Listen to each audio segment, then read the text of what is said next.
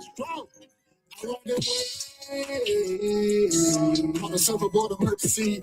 Ain't worried, they ain't notice me. Strong. Gotta get paid.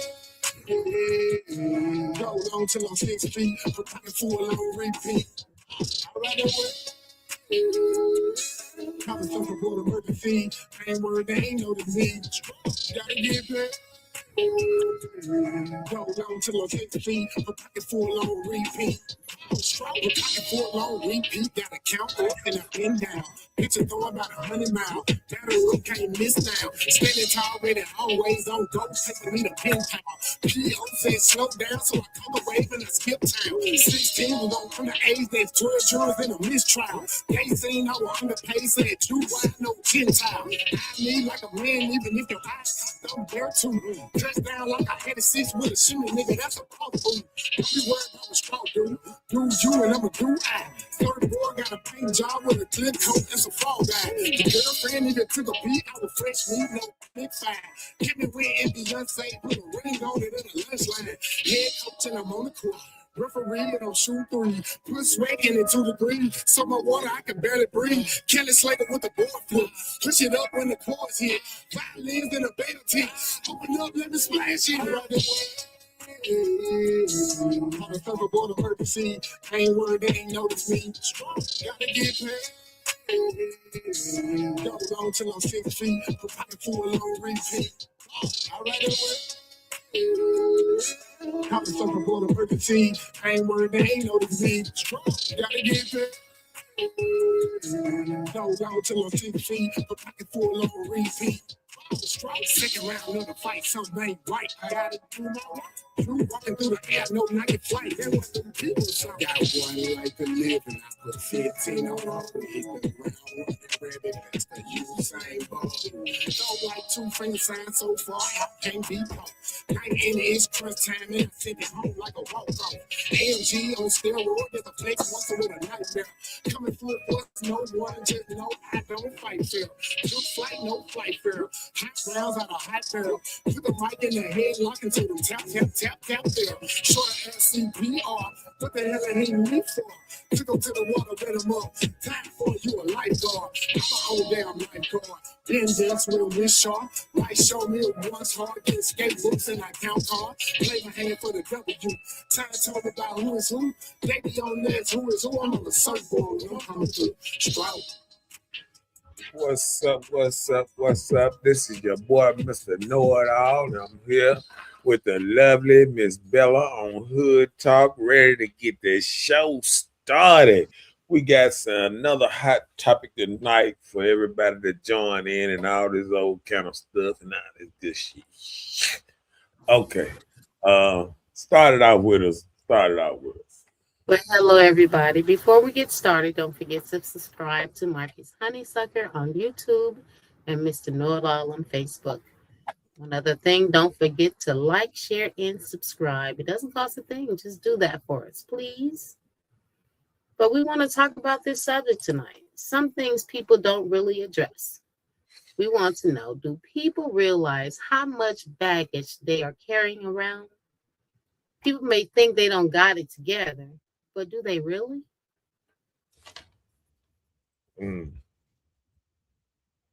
They think they got it together, but do they really? You got baggages.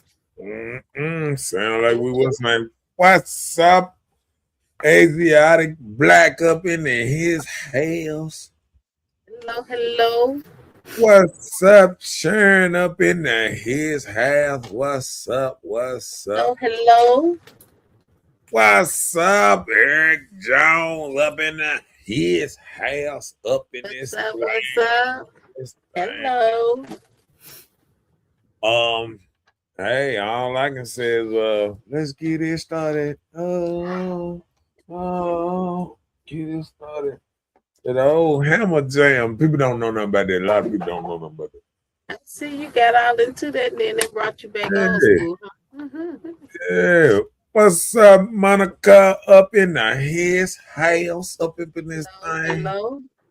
And what's up, Latasha? Up in this design for the Wizane for Nana Philave on that 20 and 26 thing. I remember back in the day, I thought we'd be around here flying saucers around. We'd be running around here with, I have me a little hydro airplane running around here like the Jetsons. Okay.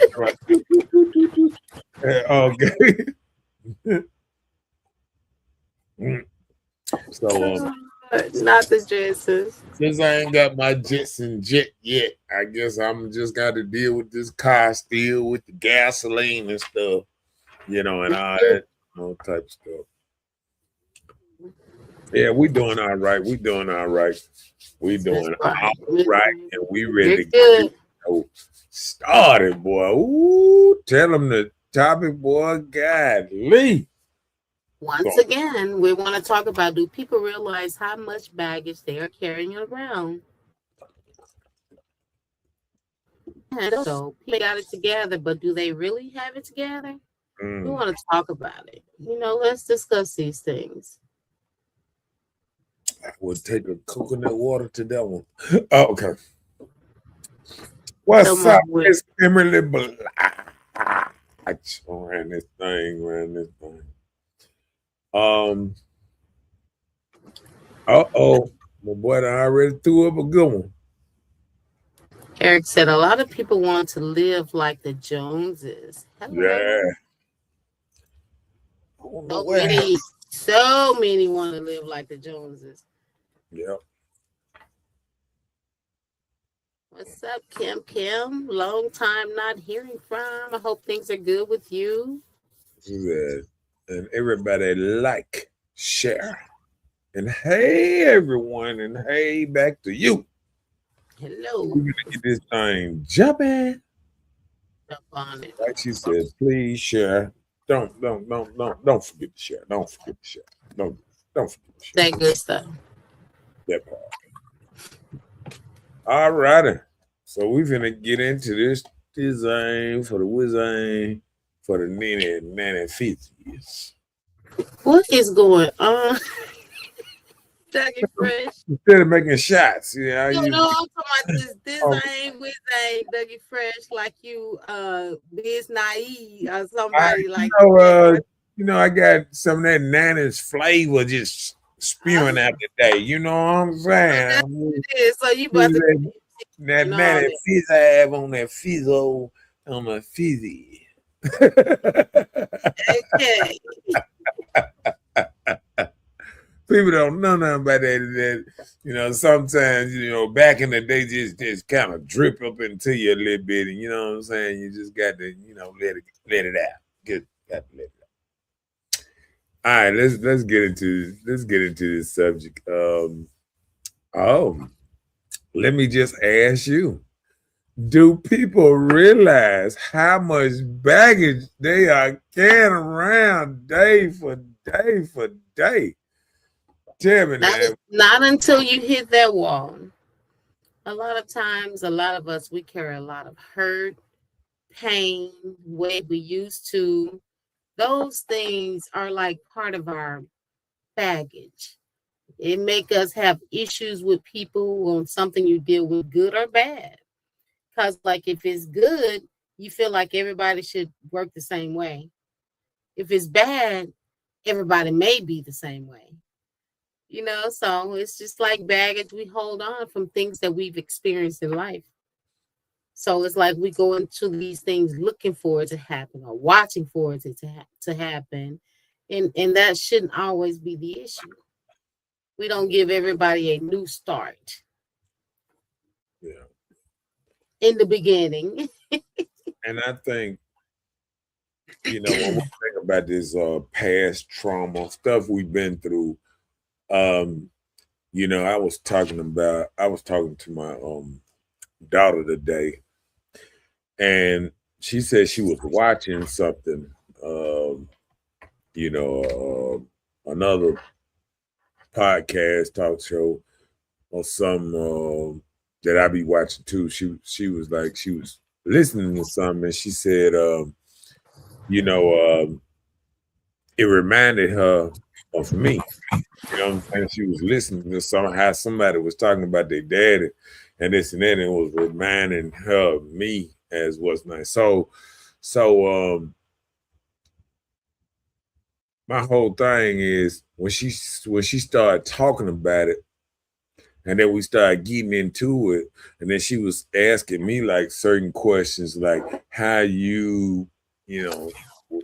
end up like this, how you was doing this, and how you was doing certain things, and then I had to go back on trauma that I went through. You know what I'm saying? Like I'm gonna touch up on one thing. Like a lot of us men, we was raised in a time where being a man was a full-time job plus one. So if you move wrong, if you walk wrong, if you talk wrong, it was all, picked apart as being manly or not manly enough, and all kind of stuff that's that was going on with you. You know what I'm saying? So it's like when you see how we had this big expectation, how we had to be a man. You couldn't cry, you couldn't do this, you couldn't do that, you couldn't do that. And now you look around and you see men, like the bar is so lowered to be a man. It's so lowered to have an understanding or a concept of how to carry yourself as a man. You know what I'm saying? Half of the women sometimes on that whole point of trying to tell men how to be men, sometimes they raising their boys as women. Be a little soft, huh? You feel what I'm saying? But what I'm saying in so many words is the same people that's trying to judge men how to be men ain't even raising men. Ain't even raising nothing close to the standards of what a man was before. I mean, like, you know how they say practice make perfect and a lot of stuff like that. Keep the bar up here. I remember they used to tell you, keep the bar, keep what you want in life, keep your bar up here. And even if you don't touch all the way up here, you'll get close. You know what I'm saying? But I'm watching men trying to be men now, and they not even getting close. You know what I'm saying? The bar done dropped so low to be a man that some would rather be a woman. And that is sad. You know what I'm saying? Well, the thing is, females, a lot of us, we're raising boys with feminine instructions. So when the father is absent, the only thing they give are from our feminine side of how we think things should be. So sometimes we may dismiss gender roles, let these boys play how they want. That's how some come a different way. And then we tell them it's okay not to show your feminine side, like it's okay to cry and things like that. Some, not all, just some, I'm saying. Like it's okay to show your feminine side, or you let him show all these vulnerable and empathy side, and you teach him like how to be emotion, more comfort to a woman than being strong as a man. Because if we're raising from just feminine instructions, the only instructions we can provide are those that we have ourselves. So that's why I think it's very damn important for a man to be a part of his son's lives, even if the man isn't such a strong man, even the manly side. How can we teach a young boy how to pee in a pot other than sitting down? Most boys, when they 2 years old, we're teaching them sit down on the pot and potty. Right. And so I can even say from my baby, like he be saying, like, oh no, I can't sit down. I'm a boy. I stand up, to do this part. And I pee in the hole and I aim right. Okay, well, good. You got a man in your life and he's teaching you. So that's a good thing. and I think I can understand that part too, because like I think you know, we have to be very careful on how we want the children raised, or how or what we want around the children and what we think they should move like. Because if you're trying to raise or condition your son or whatever to go out here and be a man in this world and this and that, and you see your son going a different kind of way, it's all right to say, you know, I need to get my son around more manly figures. I need to put him in karate, golf, or something different so he can be around Or men, men. Yep. or men, so he can get another side or perspective or something like that there. Because even if you got to let him hang out with his uncles, cousins, or whatever, because sometimes you might think they might be a bad influence on them or something, but they still might teach him to be more manly. Um, and sometimes when you get them around other people and they trying to teach them, you would actually help them become a better person too. I remember, you know, being around kids and stuff like that, and I remember, you know, back in the day, it probably was many times that I might have wanted a beer or a drink, or I mean anything, you know, this and that, and It would be negative. yeah, just having a child around me that I didn't do that.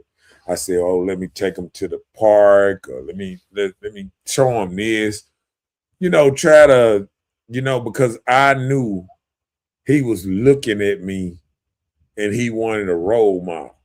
Lead And it's the by same example. thing Yep. that I took when I was with a lot of the, you know, the boys around the neighborhood, and how I moved and stuff like that. Like, it's a lot of things that I didn't do that I might have would have did if I didn't know somebody was looking at me and watching me. And that's what you got to kind of tell the men around now, that your son is watching you. You know, it's you know, the kids watching you. You know, don't come up in my house like that. Don't come. Don't every time a child see you, you got to roll up a blunt. You can't even get your stuff from the store or whatever. You got to roll it right as soon as you get it right in the car. Kids on the back seat. We got to get back to the kids don't know everything what we doing. You know what I'm saying? Like if we drinking or smoking, whatever, it's a time and a place to do this, and it shouldn't be all the time. You know what I'm saying? If you got a kid and your kid is your Facebook friend, it's no reason for you to ever go live or whatever, you know, rolling a blunt or smoking a blunt on live or this and that. And you got children, grandchildren, and all this watching you. We got to get back to a place that we start caring what people think about us. You know what I'm saying? And especially your children and people around you. We got to get back to what we care, you know, um, how we move. We don't need to be going to, you know, funeral homes and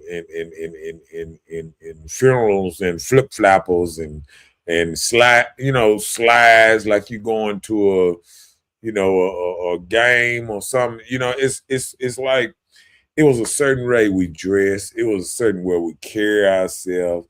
It was a certain way we talked around the elders and stuff like that, that we done lost because we in this thing where we throwing up the finger sign to everybody like fuck this, fuck that, you know, all this kind of talk and kind of stuff that we got to get back to um do we really want people to care how we move, how we act, what we doing every day in our life? You know what I'm saying? Like the kids are seeing our stress. The kids are seeing us act out like kids, like we can't handle it. How we expect to teach a child how to handle life if we moving around like we can't handle nothing about life? Yeah. You know what I'm saying? Our baggage sometimes is weighing us down, and we carrying it on our back, and we carrying it for everybody to see. And But you know sometimes, what? what I'm gonna say this, and I'm gonna let you what's name. Sometimes baggage is what it is. Baggage supposed to be packed up in a what's name. You don't. Most people don't care through for everybody to see your panties and everything that's going on in your baggage. And that's what people doing. People are just exposing everything that's going on with them. Every time they get mad, they lash out and get on Facebook and point out everybody, talk about all their kin folks, talk about their mama, their daddy, everybody that was name. We laying it all out for everybody to see our mental stress or our mental anger or anything that's going on with us on a daily basis. And we lashing out like don't nobody else have problems but us. Yeah. You know what I'm saying? Because I sometimes I think about it. I move around this thing every day. And sometimes people be wondering like, oh, I didn't know you were going through this or going through that. And that's because I don't put it out here for everybody to know everything I'm going through. You know what I'm saying? Like you can go through stuff and still smile. You ain't got to go through stuff and be angry at the world because this is called life. And life is going to take swings at you, going to hit you sideways, it's going to hit you this way and that way. And sometimes we got to realize that life don't just happen in our life. It happens in everybody around us. You think your family is the only family that's having death? Do you think your family the only family got problems, drug addictions, and other kind of stuff going on, and all kind of people getting arrested? And everybody got problems in their family. Everybody got issues in their family. Everybody got folks that's cheating and doing this and doing that. It's all kind of stuff happening in everybody's family. And life do not excludes nobody. It's just some people know how to handle things better than other people. That's And true. sometimes we just got to look at it as it's not that the same thing ain't happening across the board. It's how we are letting it affect us. And then we lashing out at the world like it's not happening in everybody's family. Everybody have these same problems. It's just some people know how to hold it in, isn't it? What's up, Shawanda, up in his house, up in his thing? Shawanda, hey Shawanda. I was gonna say, like at one time, I feel like the little league football that was a plus for single mothers when we were able to get our young boys involved in something like a little league football. Because not only was it something for them to do, you know, to try and suffice their need for activities, it allowed these men, they took these children up under their wings and became a part of their lives without trying to include the mother in their lives other than just get them here. You know, and I've seen a lot of these guys make impacts on these children. There is one guy I remember, he um was a coach for my son when he was young. And that coach has followed my son all through his life and not knowing my son is an adult now. And he and this coach still communicate. And they're both coaches now of high school. And, they kind of communicate and talk and things like that, just on a man level. that didn't even include the mother. I didn't have to have a relationship with it or anything. Just some men. That's what I talk about, like how it takes a village, how some men can be a part of a child's life even when the mother doesn't even know. Or you can make an impact. Like you said, some things you don't do around everybody because you know they're watching you and they're seeing how you move. So you make a positive impact. So of course these young men want to try and follow somebody that's moving in a positive direction. So to all the men out there that's willing to be a mentor in young men's lives, whether they or not, you know, you and I thank you and I appreciate you and I say a good job because this is what we need.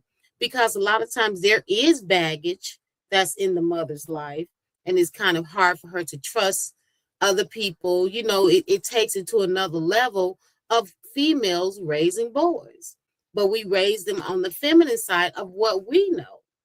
So when you have other men to incorporate instructions or directions to these boys, it's a plus. It's a plus. Baggage on girls and boys because some young ladies can talk to men better than they can talk to females about life situation. And then men can probably give them a better understanding on what they're dealing with than we can because we are those softer, weaker vessels. Just be the truth. You know, a lot of times we can't handle a lot of emotional things. I can get that. I can get that. Yeah. All righty, let's dive up into this thing. You know what I'm saying? Might as well start it off. Come Okay, on. so now we want to talk about what does emotional baggage really look like.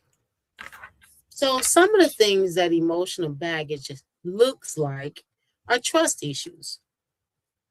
Number one thing, we carry on the trust issues because of what we've gone through or what we've experienced. It causes us to have trust issues towards everybody that comes in our lives, family or non-family. It does. It's true. It's called baggage, trust issues. Okay. Okay. Dealing with the trust issue, I had a lot of people to ask me, over the years, um,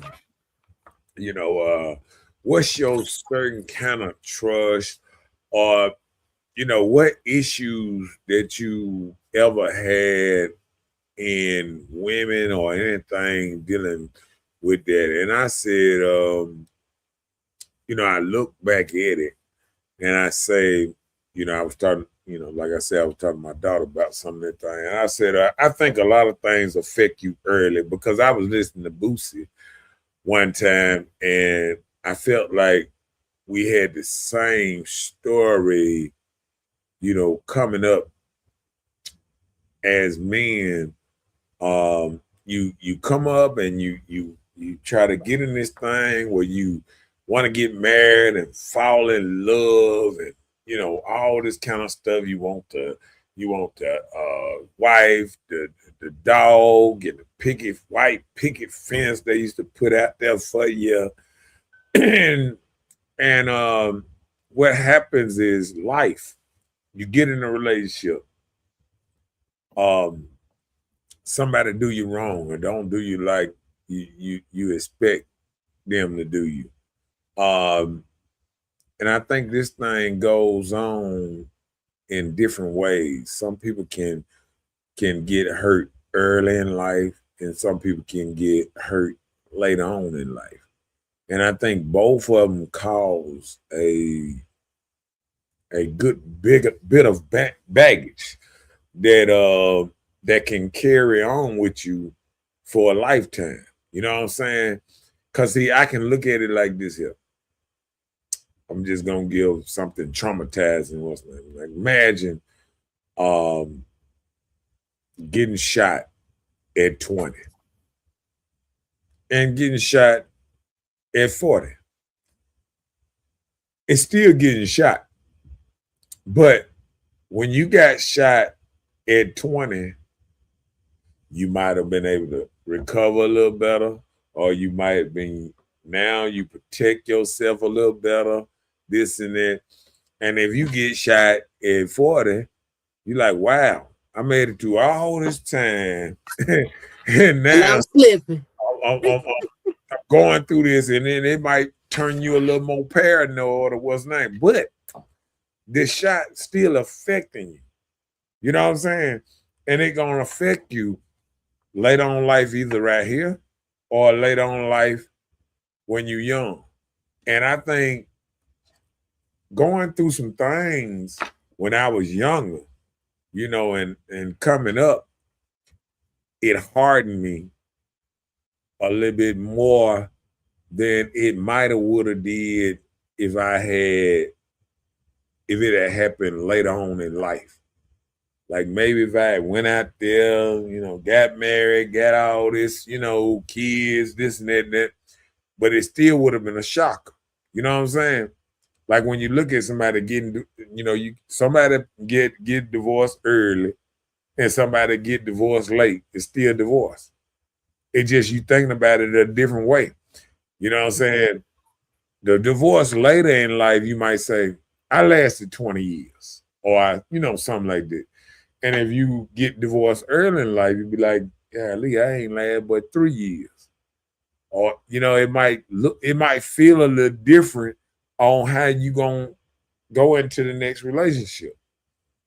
But like for instance, Go ahead. if you get hurt at early age, I think you have a little less experience. So you build these emotional walls as to oppose if you got into it later in life, you would have had a little more knowledge to understand the concept of why it didn't work. You know, so you probably won't carry so many walls because of the experience and knowledge you've gained over the years. So any hurt gonna hurt, period.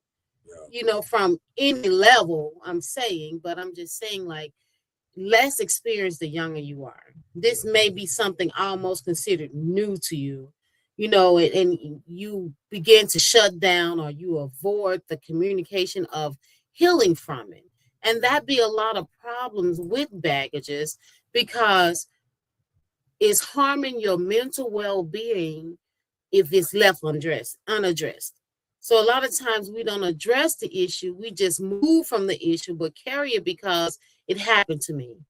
I feel like I was sabotaged, or you know, it increases anxiety of protecting yourself from that happening again, and you can carry that baggage for years, and you just inherit that it's going to be something problematic, and not knowing that it probably won't even be the older you get because you get a little mature, you learn more, you go through things more, and you know how to handle things different, but you still stuck on no, I'm not going back this way. I'm not going to allow this to happen to me again. And that's just called like self-protect.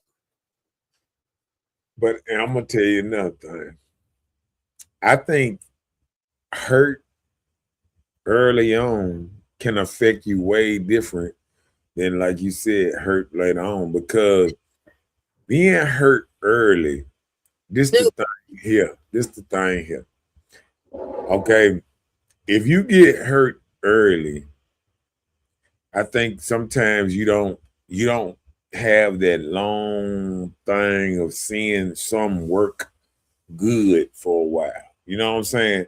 So now it's like you steady trying to work to not get put in that situation or not to get hurt in that situation where it's setting up a roadblock where you doubling down the walls and the walls and the walls. You know, just like a dude, like I said, if a dude gets shot early, shoot, by the time he get 30, he got 1,000 guns.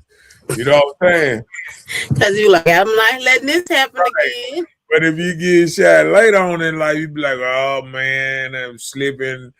I might need to stop going to this spot, or you might try to change how you move a little bit, boy, because you're thinking about it better. But you know, at a young age, you saying, you know, I'm gonna be ready next time somebody, you know, do some of this. So I think everything affects you more, and I think people that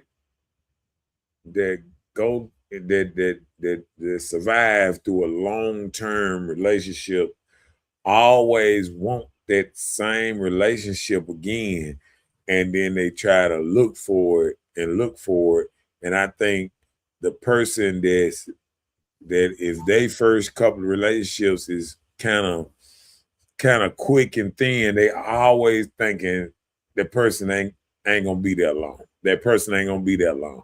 That person ain't gonna be that long. So now it's like you probably moving or thinking in a way that you don't know what might happen. All you know is you trying to protect yourself. Right. And I think later on they don't. What's up, Didi up in his house? Man, I'm gonna tell you, everybody was telling me happy Christmas holidays today. And I was just thinking, and I was talking to my brother this morning, and he was like, yeah, I'm be gone Friday and I'll be gone all next week. And he was like, and I was like, you gonna be gone all next week? And then he was like, yeah, Christmas holidays, man. And I'm thinking, I'm like, wow, you know, this stuff run up on you so fast that you don't even know what's going on. And I think that's like life, and that's like baggage. If you get enough baggage early, it will really hurt you. You know, like if you say, I'm gonna say a woman. If a woman get one man early and she stay with that man 10 years, you know what I'm saying? That right there is gonna make her maybe more able to bounce back or something on. But if that woman go through a 1, 2, 3, 4, 5 men real quick, it might take her a while to settle down and find that right person, because now your mind is not, sometimes your mind is not concentrated on a single purpose, you know, early. And sometimes it can take a while for your, like you said, mature. And now you kind of know. That's why you kiss so many women once they get older. They be like, now I know what I want.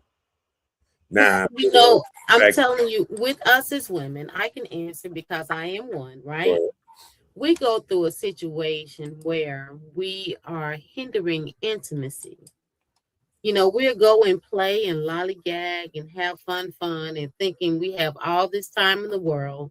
So just say, for instance, the women that we got hurt in our 20s and maybe decided not to have children, choose a career, choose a life without a man. And then now we're 35. And now we're thinking about, I need to settle down and try and get me a baby before I get too old. I can't have a baby. And then we try those things. And when it doesn't hurt, we blame other people for our actions. And if we can't get the baby, that make us be like drawing more to our careers and be more professional with life than just trying to include a man to make a family, but just trying to include a man to have a man. And then I think the more a woman get more professional in life, the more she slides men to the side and more closer to her job than she want them. Because see, sometimes, you know, when you wait and you choose a career, because this is my whole thing. I think we don't really realize what life is about until we get older. And I think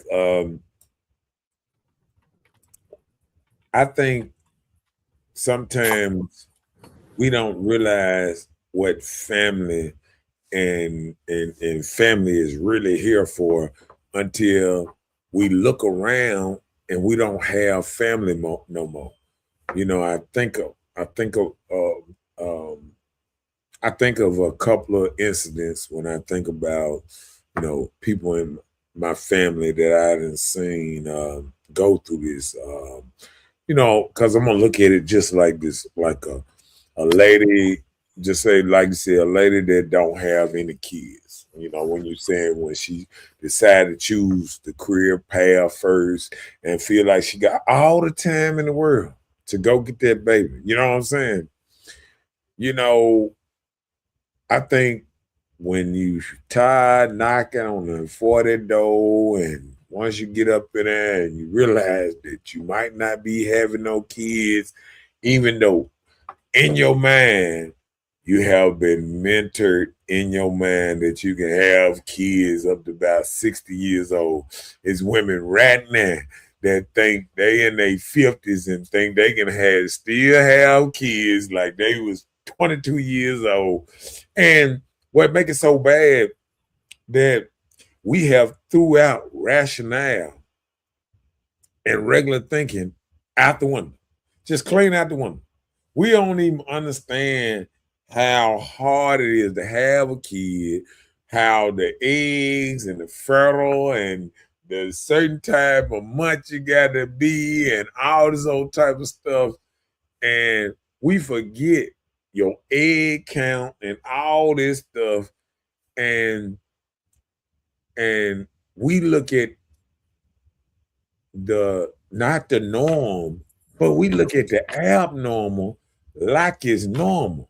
We look at people that have a baby at almost 60 and we act like every woman can do it. You know what I'm saying? It's just like looking at cannot. And it's just like me or me and my partners watching LeBron at 40 do 360 dunks and all that. And we thinking, oh yeah, we can go back out there on the court and we can do exactly what and people don't realize the average NBA player is 3 years in the league. 3 years. 3 to 7 max in the league. And we look at the people, the Kobe, the LeBron, the Paul Pierce, the Kevin Garnett. We look at some of these superheroes that made it so far down there. We try to compare ourselves to say them. And that's what I think women doing. They looking at some of the women that probably ain't even had kids all their life. They go and accidentally at 40 or something make one baby. And we like, see, she did it.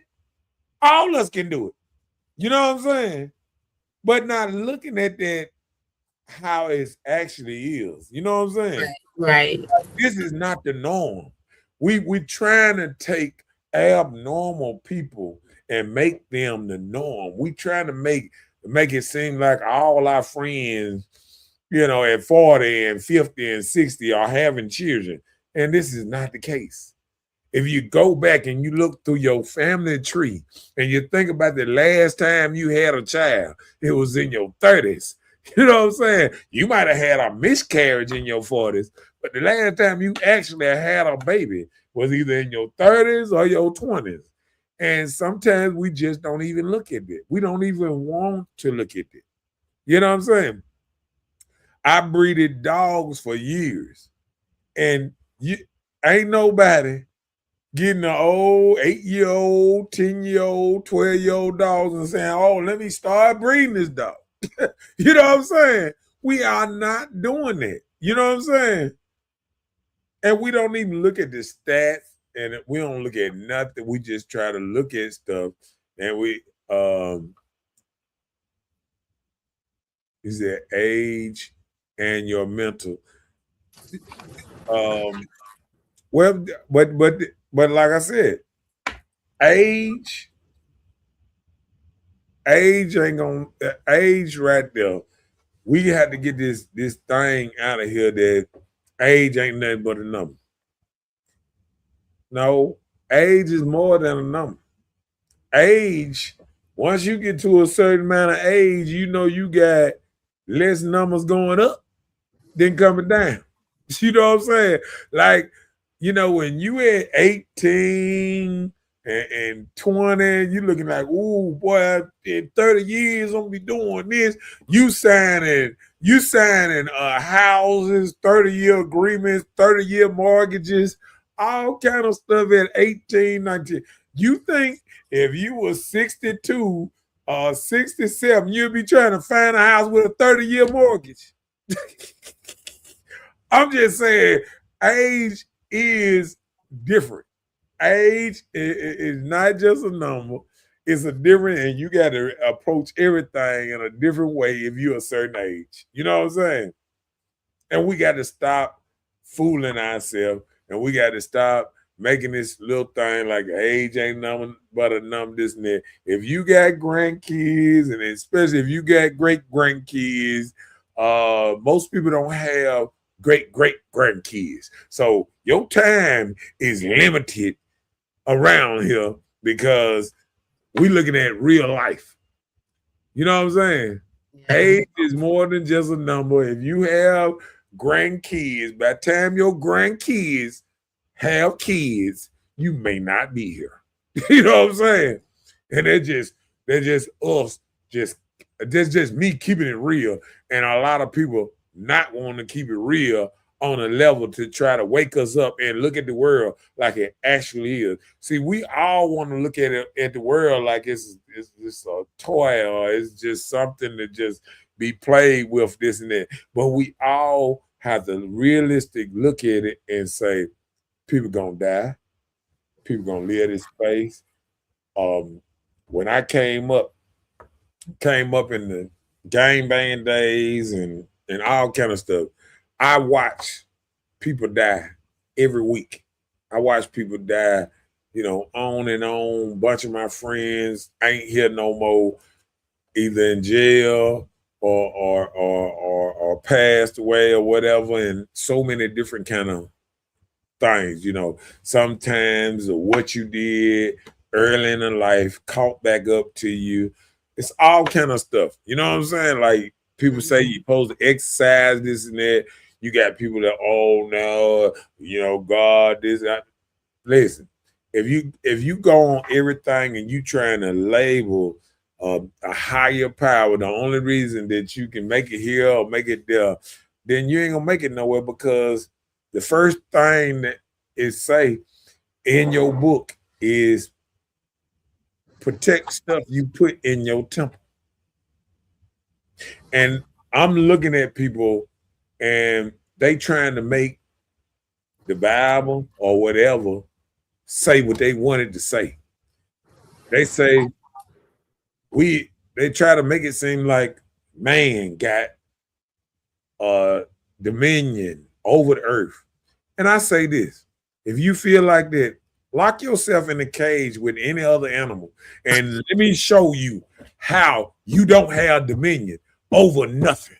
You know what I'm saying? You can play all this tough role, like, oh yes, it's just like a dude out here weaker than water and running up into a what's his name, like he ain't gonna get whooped or he ain't gonna get halfway killed. And I say, lock yourself in there with a lion and see how fast you want to get out of that cage. Lock yourself, walk in an elephant enclosure or something, even a giraffe, even a wild deer. Just go around any element or animal and feel like you got demand. Go in there and try to command him to do something for you or something like that. Go in there and tell him, hey, you wild creature, sit down. I got Dominican over you. And watch how he be snacking on you in a minute. You know what I'm saying? The apes, chimpanzees, everything. Just about everything on earth could just about kill us. But we square down. We have dominion. See, you know the difference between them and us? We reading a book, trying to tell a wild life person animal that really sits out here in the world every day. It's like you run up on a bear. Is you gonna run away or are you gonna say, you know what? I got dominion. Sit down, bear. Guess what? I'm the one in control here.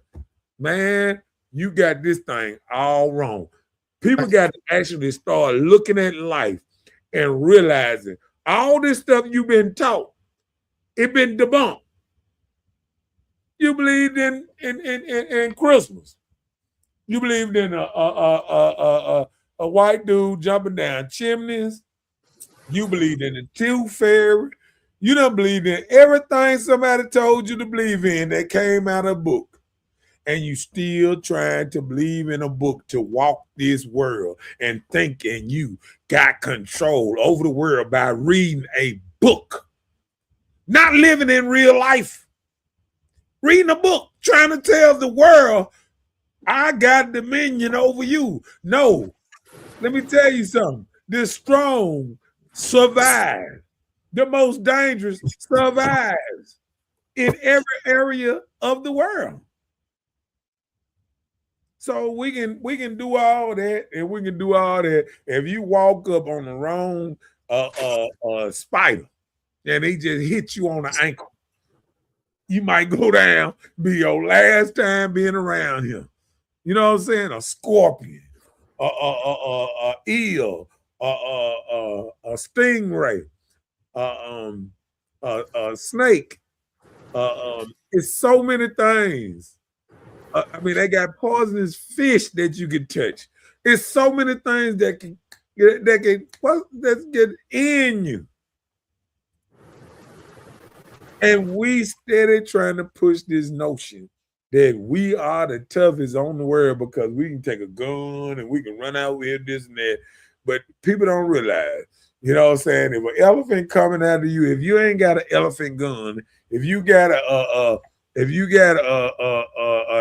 380 or something, you gonna die. You know what I'm saying? And I'm just keeping it real. And a lot of people don't want to keep it real. A lot of people don't want to look around the world and say I'm gonna do what Dee Dee said right now. She said, "Are you saying to saying not to believe in the holy book?" I said, do not believe the holy book is the law of the land. If you go out there, I don't get. You go out there and in wild Africa anywhere. Put your holy book in your arm. Walk around that thing and tell any wild animal to come down, bag up, anything with that gun. Take the book out. Put it in front of them. Hey, hold on. The book itself tells you to obey the laws of the land. Thank you. It was the laws of the land. It just say obey God rather than man, but it does say obey the laws of the land. Yeah, but people take that as like the police telling you don't run the stoplight. That's how they think that as. They don't think of the laws of the land of looking at a line and going the other way. They don't. They don't. That's called crazy. Huh? That's called crazy. You have to be subject to rulers and to be obedient, to be ready for every good work. You know, that's just what we must do. We just need to obey God rather than human beings. But you still have to obey the laws of the land, which we're giving. Just like you can't walk into a courthouse and just scream whatever you want to say. They're going to think you crazy. Yeah. You can't run the red light and not get penalized for it because it's a part of the law of the land. Don't run the lights. Okay. Speeding, going 65 in a 50, you know, it's different. And what about that law of the land by walking up on a grizzly bear? That part, you better not. That mug is bigger than you. He's gonna take your head off. But guess what? But somebody you gotta know who's in charge. And at that point, you against a grizzly bear. Don't you know the bear is in charge? That's called common sense. Hey, but common sense ain't so common. Hey, you're gonna learn today. You're gonna learn today. That's all I got to say. That's what I'm saying in so many words. Sometimes people will look at the Bible and refute common sense. You know what I'm saying? They Yeah. would look at the book and say, "This book said I can do this. This book said I can do this."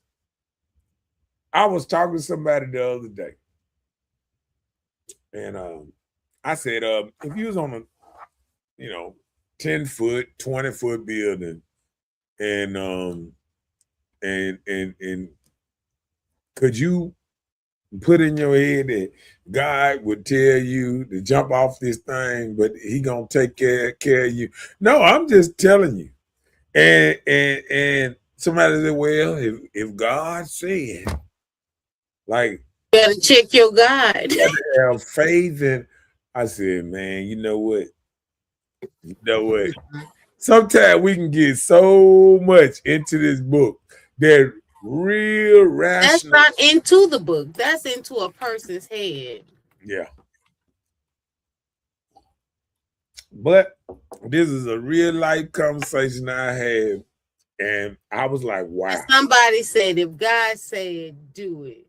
So you telling me that the Bible say cause self-harm to yourself?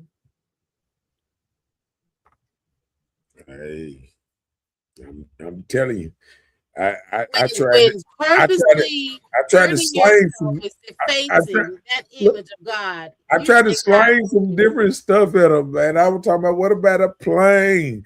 If you prayed and this and that, and they was like, well, if God didn't really mean for you, if God mean for you to survive that plane crash. Well, I can agree with that, because I've seen in plane crashes where the plane crash, everybody lived, but like a person or two, or certain people live past that.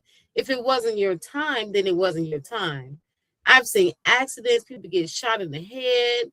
The most things you would say this will kill that person, but God spared them. So yeah, I can see in those situations, if it's not your time, I feel like it's just not your time. But when it's your time, it's your time. And I think you can rush your time too. Yeah, I know you can, because things that we do to our bodies and things like that. Just Yeah, say, I know somebody that was diagnosed with like liver disease, and they specifically told the person, stop drinking or you would die. Right. God gonna take care of me, but you still drinking. There it is. Are damaging your temple, but you say God's gonna take care of you. Oh, yeah. So that's called hopelessness. They're doing torment to themselves. They emulating themselves for a being that's not even in existence. So they have to check what God they serving. Yeah, I can agree with that. Sometimes I just need, you know what? Sometimes when I get in some of these conversations, I'm just gonna call you on 3-way. So you can, It's a method to the madness that we're facing in life all the time. We all want God's comfort rather than engaging in destructive behaviors. But you got to seek the help and know what to do right. We can take emotional or mental pain or anxiety, depression, like hopelessness things, and we can take that into something that we feel like that is what we can be in, and God will help us without seeking Him. So it's different. But we're not going to do Bible study on Tuesday. Well, can you do the other half of your question right there? Because I already. Okay, so we were asking, like, what does emotional baggage really looks like? So the first thing we said was trust issues. Next, we're going to say hyper independence, like, I don't need anyone. And I'm a person of hyper independence. I don't feel like I don't need anyone, even when I'm feeling overwhelmed. I've had past trauma. I'm dealing with trauma just like with myself. Like right now in my life, I'm dealing with so many deaths back to back. I've had like 5 back to back within the last month. And I feel like I can handle this myself, but my self-reliance in normalcy, I can't do it alone. I'm dealing with this thing, but I feel like I can handle this myself. I'm strong enough, but it's wearing on me. And that's a lot of things we deal with in life. We carry baggages to other people, and we may lash out at somebody else. Like, nothing is wrong with us. Are we good? Or we can handle whatever comes our way. But it's called baggage. I may treat you different. Like on the show, I could have came on here today with a terrible attitude in a terrible place, but I choose different. Right. So we can take emotional baggage, not just in like personal relationship, just like communicating with people. I've seen people spaz out on social media at restaurants over little things, some fries or a hamburger. Yeah. You don't know what these people got going on in their mental head, but they around here ready to kill everybody over a burger. Yeah. Then you think about it later, like, was I really doing that for a hamburger? Yeah.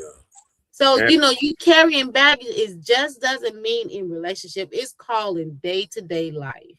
And I'm gonna tell you, even this morning, I went to the gym, and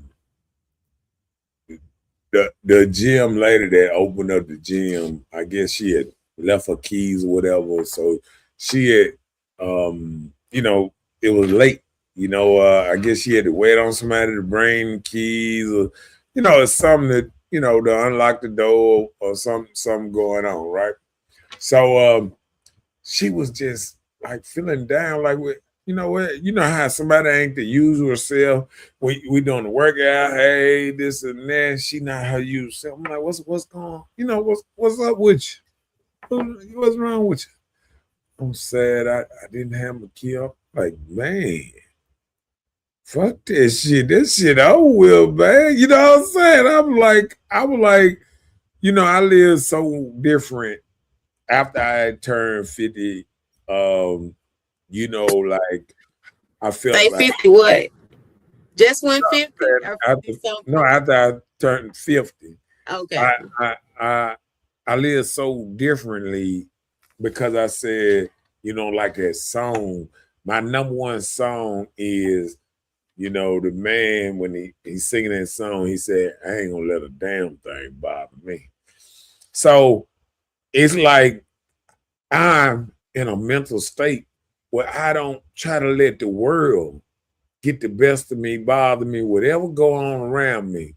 I'm trying my best to, even though it might affect me, I don't let it bother me in a negative way. You know what I'm saying? In a super negative way. So you always gonna be like, oh man, this happening, that happening. But somebody reminded me today, it's just life. Something happened to you.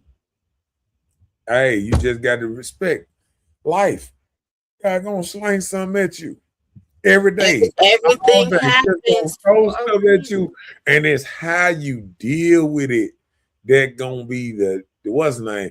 If The you outcome. cry and you do all that, I just look. I cry about the prices. I cry about parts. I cry about a lot of things. But let me tell you something.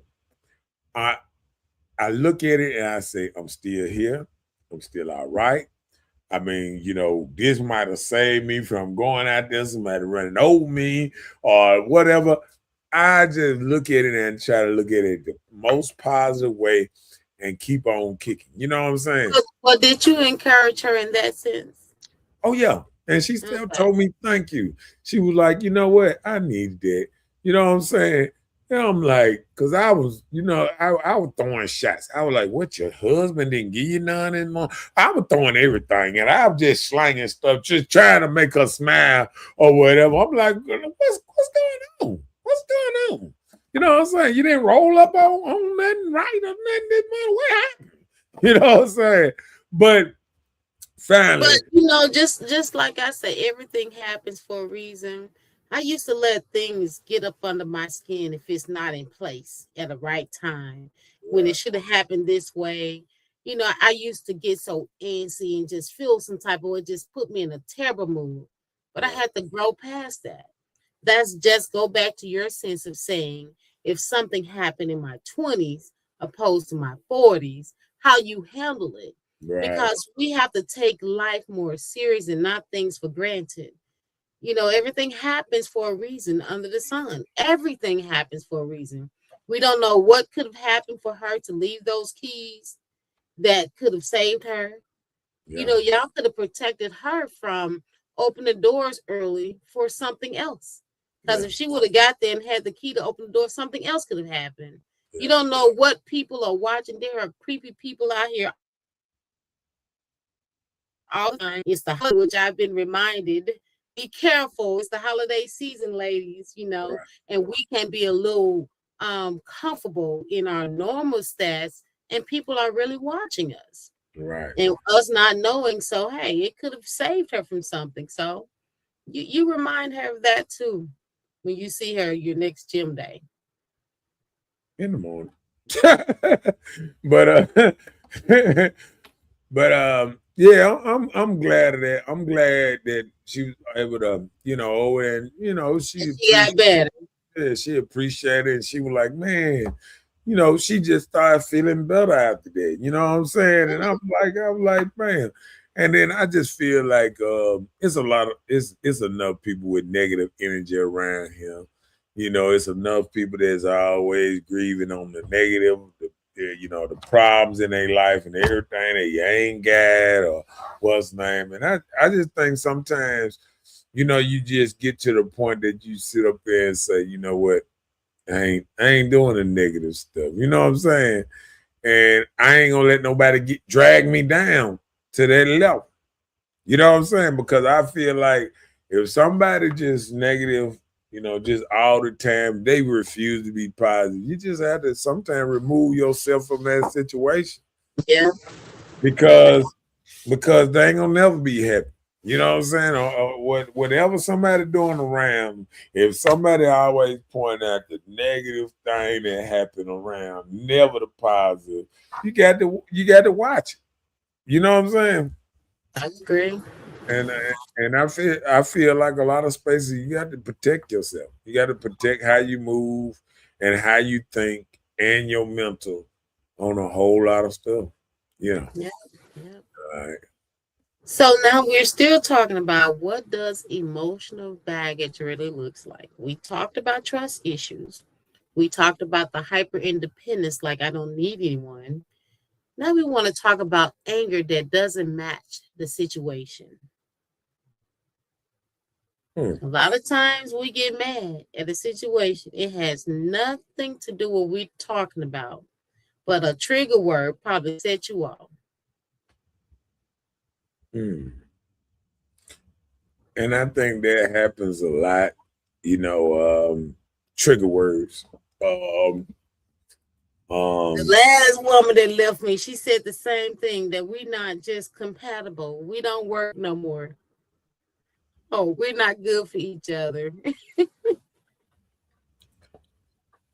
I think, like I said, I think a lot of things might have triggered me, might have had me a lot of difference in my younger years. I think in the older years, because I done seen the elevation even when I look at my pop and how he moved now than how I remember how he used to move just 10 years ago or something. You know what I'm saying? I remember when stuff used to kind of bother him, and I see that same stuff. It don't matter to him, not one bit, And I just feel like, a lot of people are moving different, and I feel like, all of us have a level of baggage, but it's on how we handle it, and don't let the situation define us or change us or how we feeling and stuff. Yeah, I agree. So why most people don't realize they're carrying it? Like, do they normalize dysfunction? Do they confuse survival with healing? They've never been loved in a healthy way? Or they just jump into new relationships too fast? Woo, that was a lot there. I think oof. I think um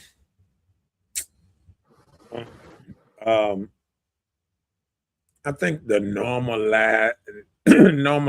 normalized dysfunction sometimes.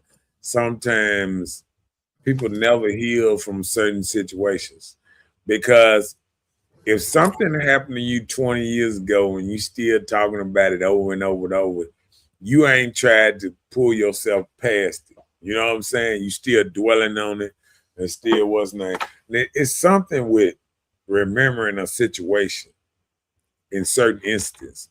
Like say when I'm around my partners and stuff, and we might be talking about something that happened 10, 20 years, and be like, oh man, you remember that? Oh man. But it's something that triggered it that made us talk about that, this and that. But if I'm just up and talking about 1980 or something in 1990 or something that happened a long time ago, and I'm just talking about it every week, I got some serious issues and problems that I can't move on from, my past if I Yeah. keep on talking about it over and over and over and over. You know what I'm saying? And I seen uh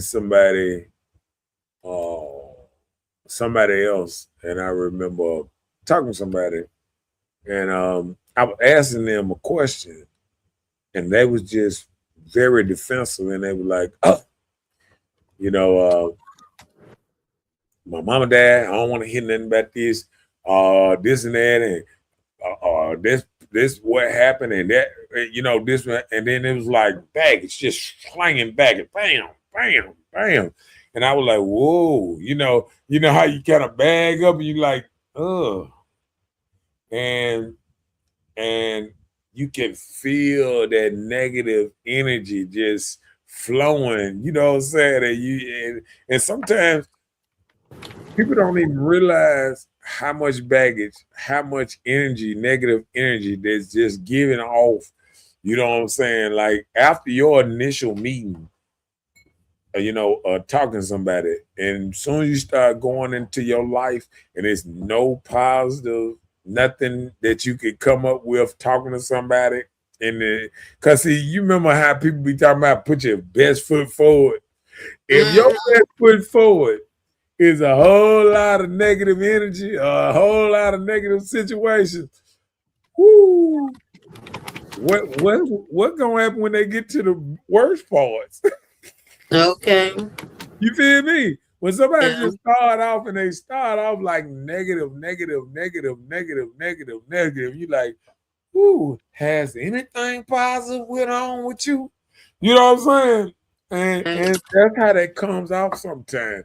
So now I can understand that some people have had, bad things happen to them, and it's like it's not gonna get worse because it's focused on. The negative is highlighted and the positive is pushed to the side. You know what I'm saying? Like people nowadays are not talking about the positive things that went on in their life. It's nothing but the negative. And oh man, I don't like this, I don't like this. And I was just saying something about WLB WLBT, 3 on your side or whatever. And I was looking at them because I've been paying attention to them every day this week and last week. Every day they done had something talking about something about Trump. And I was like, WLBT don't even feel like they fighting for Jackson no more. You know what I'm saying? Like they used to have all these hit pieces on what's going on through Jackson and what we need to clean up. And oh yeah, 3 on your side used to expose stuff, this and that. When the last time you seen LBT do a hit piece like, oh, all this trash over here need to be cleaned up, and this side of town, look what these abandoned houses, this and that. They don't do it no more because Jackson got so bad that they want to focus on something that don't even affect us instead of focusing on everybody around this city, WLBT, Channel 16, 12, everything around this thing should be focused on Jackson and how Jackson get better and how the surrounding areas maybe can help us or how to bring jobs here, something. But we so focused on other stuff that we don't control that is dysfunction. You know what I'm saying? Like, Yeah. don't nobody want to see how we got here. We didn't Right. get here 6 months ago, 7 months ago. We got here 30 years ago. I seen houses going, people running out of Jackson. The Metro Center been closed how long? You know what I'm saying? Kmart been closed how long? Home Depot on the other side of town, Office Depot, all these places that done ran out of Jackson, all up and down Highway 80, all these places done picked up their stuff and just took off and went to another city. You know what I'm saying? Because Jackson refused to protect or to protect businesses and all that. We steady sit there and let the bombs and everything lay up on every corner around here, in front of stores, junking them up, burning fire, everything. I'm talking about, and then you run around and try to flag everybody else down real quick, but you won't just the stuff that you pass by every day that you see that's wrong, you never stop and try to start right there. You know what I'm saying? You seeing people on the side of the road, got bikes, trash, everything all around, baskets and all that, pushing TVs down the road, refrigerators, everything in stolen baskets and all kind of stuff. We don't do enough of just trying to stop what we can stop. You know what I'm saying? That would make the city better there. Or just try to cut the grass we can cut. You know what I'm saying? I'm looking at Mega Evers. When they first built Mega Evers down there, they had the brushes, prune, nice, and all that. It lasted a year. And I ain't saying nothing since the first 2020 when they did the first, what's the name? Ain't nobody coming through there, cutting no bushes, trimming the sidewalk, spraying it, cleaning off the sidewalk. We ain't even trying to beautify our city. You know what I'm saying? Yeah. It's the little stuff that we can control that I feel like it's not that ain't even being handled. Ain't nobody stopping and telling the person that's sitting in front of this store with all this paper and trash and all that, dude, you can't stay here. You can't sit here. You can't just waddle and lay right here in the trash and all that and throw the trash all over the ground. You cannot do this. And until we start cleaning up the obvious stuff, how are we going to get to the other stuff? And that's our problem. We won't even do the obvious stuff that we just see every day. Because, I remember watching Paid in Full, and I remember a famous line in there. And he said, cleanliness is next to godliness. You know what I'm saying? And I said, with Jackson and around there, we just look at abandoned houses. We look at all these, trees and all this stuff grown up everywhere and this and that. And I remember back in the day where they used to get prisoners out and they used to pick up stuff. They used to pick up the paper. They used to do this and do that. We might be cleaning up a little bit, but we ain't doing near about enough to make our city, what's the name? You know what I'm saying? Like, we not stopping the bombs on the side of the road. We putting up fences to hide under the bridge, but then now we letting them sit right outside the fence. You know what I'm saying? Like, I mean, make it make sense. You know what I'm saying? We got to clean up the place. You know what I'm saying? And we got to get to the point that it's not gonna be comfortable with you doing what you doing, and it ain't gonna be comfortable with you out here just running around with paper and throwing stuff around and having the same. We watching the same people with mental issues and all that, the same corners every day, acting crazy, all this stuff. Everybody know who they is, which corners, which was named the same people we see running up and down the streets all day and night, causing chaos, walking the streets in the middle of the night. You can't go in Ridgeland, Madison, none of these cities and walk around in the middle of the night, 1, 2 in the morning when everything closed, just walking around, just la la la la la la, going in and out of abandoned houses and all this stuff. You can't do that until we tackle them type of problems. We ain't gonna never get nowhere. You feel what I'm saying? Yeah. All right, go ahead. Go ahead with the next one. I mean, with the, So why most people don't realize they're carrying it? Because do they normalize dysfunction? Do they confuse survival with healing? They've never been loved in a healthy way? Or they've jumped into new relationships too fast? We've kind of did this already, so we need to go to the next thing. So we want to know how baggage shows up in new relationships. Like, do you punish the new person for the old one's mistakes? Too many times. Too many times. You just like the rest of these dudes I fool with. I'm telling you that too many times. You like everybody else. Look, you have constant suspicious. What you doing? Where you at? What you doing? Private eye. Private eye. Been watching you for 6 days. Look, want to FaceTime everybody, all kind of stuff. I know, right? How you know him, and then needing reassurance but rejecting vulnerability. So you have to have reassurance like, do you really like me? Am I really for you? And testing love instead of trusting it. I think on that testing part, I think life is a test for a lot of people. They want to test this out, test it. See, life for some people is like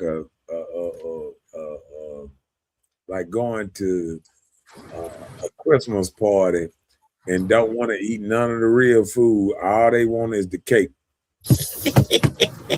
You know what I'm saying? They want to test all the sweets, but they don't want no real food that's good for you. But they want to test all the sweets. They want to test the good part. And you know what I'm saying? Even the good part is the most dangerous for you. Just testing the good parts out. You know what I'm saying? A lot of people say they want good relationships, good this, good that. But a lot of people just want the sweet part of it. Or just want because everybody know sweets are bad for you. Yeah. So you might feel like you want this, but if you don't eat, I remember when I came up, first thing they used to say, eat your vessel. You got to eat your vegetable first before you can get any sweets. We don't do our children like that now. We let our children tell us how they gonna move. They gonna tell us, oh yeah, I want some sweets, or I want some what's name, and then people just give them the sweets or whatever they want. You don't make them eat their vegetables. You don't make them go through a process to do things the right way, to move the right way. I see people going to the dollar store and all this, making groceries at the dollar store with nothing but honey buns and oatmeal pies and everything. None of these foods have nutrients or nothing that they're going to help a person sustain a lifestyle. But we let people go up in these toastum stores and shopping there like anything good. The only thing that's good for them is probably the banana on the counter and the apple. That's about the only thing in that store that's good for them. And how many people go in the totem store to go get a apple or the banana? You know what I'm saying? You know what I'm saying? How many people come out the store with something different? Not too easy.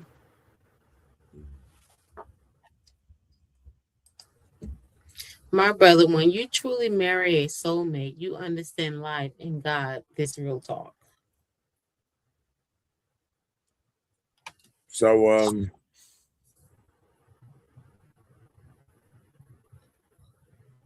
I'm thinking how long well, I'm gonna do this. Because I think I don't think traditional marriage and even the word marriage um comes in as a soulmate type thing. I think with 7 billion, 8 billion, 9 billion people on this planet, I think a lot of people marry a mate and they learn how to deal with this person or move or what's the name? All this so-called soulmate. What happens if this person die? Is that this over for your soulmate journey? It's people that then had one person and stayed with that person 20 years and had a great life, and maybe they passed away or anything, they got married again, and they did 20 more years with another person with a good life, great life. So was one person better than the other, or this person, or people that just came together and knew how to get along and got along in a good way. You know what I'm saying? Without being negative or your energy or something like that. There, I just feel like people have to be prepared for what they want. And I think a lot of people are claiming they want marriage, sometimes not prepared for marriage. And some people that's ready for marriage been trying to get prepared all their life. I think some people look at marriage as something to do, a bucket list and stuff like that sometimes, and that would diminish the whole idea of marriage, because you got some people that want to try it and they might get into it, and I've seen people not survive 3 months. Once they get into something, they realize, woof, woof. Oh, this man controlling. Oh, he's trying to get me to stay in the house at a certain time. He's trying to get me to wear something different. Like, you can't change by having somebody. But see, if you was already a wifey, he wouldn't have to try to tell you how to change how you dressing. He wouldn't have to try to tell you what time to be at the house. You know what I'm saying? You would already have this ingrained in you where he wouldn't have to do certain things to make you a better person, to act halfway like a wifey to get married. You know what I'm saying? It's women out here that stay out 3 and 4 in the morning and they feel like they wifey material. Well, ain't nothing wrong with you cultivating the woman that you desire. I understand, but what I'm saying is, how people feel like, soulmate and wifey and all this. I just feel like it's your mindset on something, because you got people that ain't never met each other and been arranged marriage and everything, and they done stay together 50 years after. But that's what I'm saying. If you with somebody and you know that this person is somebody you want to continue to be with, if you want to marry them, it doesn't take you 50 years to marry them. So when you get with somebody that don't want to do marriage, so be it. If you stay, that's you. But when it's time, it's time. And if you don't want to be married, it doesn't take long to know this is somebody you want to be with for the long haul. So when you don't make that decision, that's your decision. The Ruben said, my wife is my equal, bro. She's 2,500 square feet in Laplace, Louisiana. Okay, Laplace, Louisiana. This is a marriage, is a 50-50 commitment. This be the definition of marriage. But she lives somewhere else? Yeah. Maybe that's the best way for them to be married. I don't know. And this the problem. My wife is the definition of a lady, bro. You ain't married. Okay. I understand what you saying. And I feel like, do you feel like you had any sense of a marriage before you got married? Or because I think you just got married probably 4 years ago or something. I'm feeling what you was doing the first part of your life. Or do you feel like you was an inadequate person then you a full person now? And then to try to come and tell me that I'm not married and I don't understand what you, what you doing, and you trying to put me this new definition of marriage because you and your wife stay 1,000 miles away from each other in different houses. I'm not understanding what you're saying, because it sounds like both of y'all single and dating.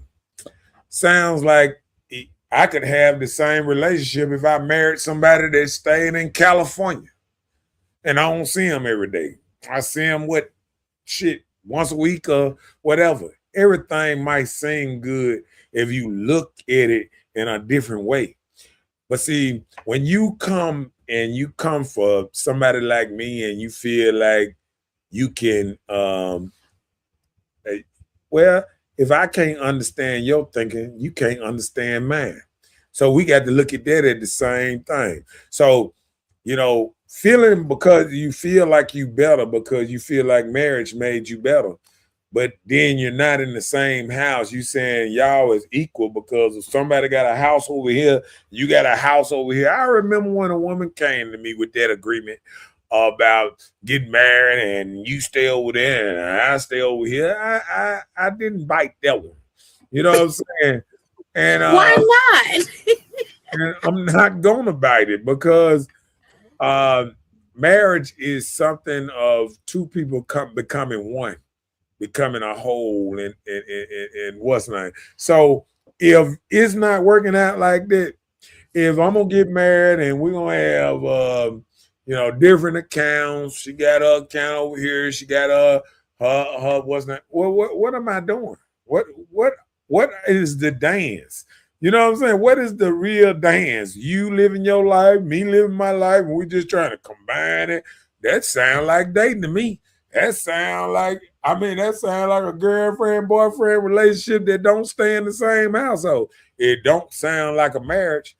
I feel like everybody can take their situation and try to kick somebody else down because they feel like their situation is better than other people. And you try to make yourself feel bigger and better than another person, but it don't mean you more happier than another person. It don't mean your life is better than another person. It don't mean your love is better than another person. You know what I'm saying? So I think sometimes we can use certain situations that just push somebody else down. And sometimes I don't feel like is making you your life better. He Well, said, I don't think he's putting it back down. he said, by question, bro. My wife own her own house. My marriage made me better. Bruh must but listen, it's a lot of people own their own house and they rent it out and they move in together and stuff like that, and they make themselves one under the same roof or whatever. Man, if you want to live this new life where, you know what I'm saying, your life, your wife stay in another state and you stay away. Maybe the reason that y'all don't stay in the house that it probably wouldn't work. You know what I'm saying? Sometimes we got to look at this thing like it is.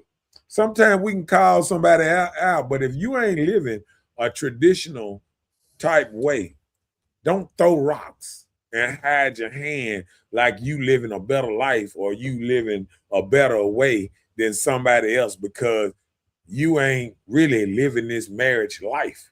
If every time you go to bed and you sleep in your bed by yourself and your wife in a whole nother state, you are not impressing me. This is not impressing me. This is nothing that I say, oh, I would love to be in that situation. You know what I'm saying? This is not nothing that any man, you know, that wakes up with his, I'm gonna get raw a little bit, with a dick on hard, and his wife in a whole nother state, and they don't know what the hell she might be doing over there. It's just like me trying to marry somebody in California or whatever. I mean, it's easy to say stuff. You can live your life however you want to, but don't try to come at the next person and try to knock them down because they ain't living like you. Because you ain't living like even the Bible say or this and that. You know, who the leader of your house? You. Who the leader of her house? Probably her. Who cooking you dinner in the morning, breakfast in the morning? Probably you. Who cooking her breakfast in the morning? Probably her. Who eating at the table? She probably over there by herself eating at the table, and you over here eating at yourself at the table by yourself. So to tell me that you in a marriage, man, you need to go on with that. You in a situationship. That's how these people put on this thing all the time, a situationship. This is not a traditional marriage. This is not what I was raised upon. And, you know, when you try to get me to go into this new construct or something that don't even make no sense to me, you can kick rocks. That's why I don't get in stuff that I feel like it ain't for me. And if the only way I can get married is somebody gonna stay in a whole different, if they just want to stay across the other side of town, if I stay, goddamn it, if she stay, hell, I just do it even close like this here. If you just like you stay in Terry, and if I stayed in Terry, Mississippi, and my wife stayed in Jackson, and she ain't want to come stay with me in Terry, it would be no marriage. I'm sorry. So the stuff you trying to impress me with is not doing me no what's name.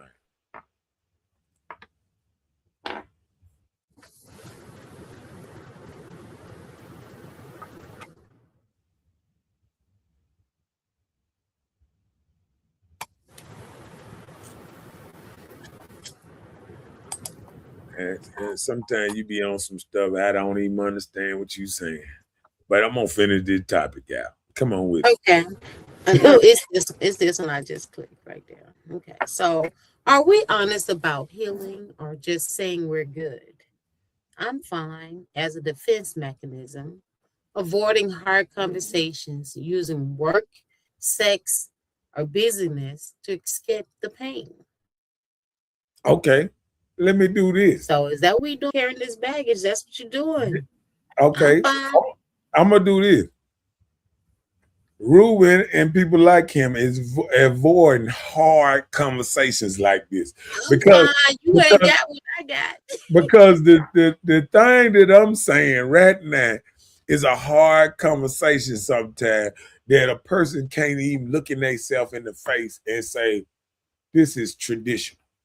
This is what my parents did, or this is what normal people do every day." This ain't no normal marriage you trying to explain me to. I stay in Mississippi and my wife stay in Louisiana. Oh, we equals? Oh, she got a house over here. My house over there. You know what I'm saying? He said he cooks every day. Man, you got a Frank Milton marriage. That's how Frank Milton was moving, and Frank Milton was right here, and y'all and Joker still talking about Frank Milton was messing with other folks and all this and claimed he was all kind of stuff because he was staying in Mississippi and his wife was staying in Texas. And and he had children and everything, and didn't nobody say nothing about that. Didn't nobody say nothing about that. You know what I'm saying? A lot of people forgot Frank Milton was even married. All the mud slinging and all the stuff they did, some people forgot the man was even married. Who? Frank Milton wasn't? Frank Milton was married. I'm saying a lot of people forgot that Frank Milton was married because they were throwing all the dirt on his name in this city. I'm talking about, I done heard he drug dealer, I done heard he was gay, I done heard all kind of stuff that people try to throw mud on. You know what I'm saying? But I think before you slang mud and you slang all kind of stuff with it, sometimes we got to look at a deeper issue. Why people don't want to be together? Why people want to be apart? What was the whole reason of getting married?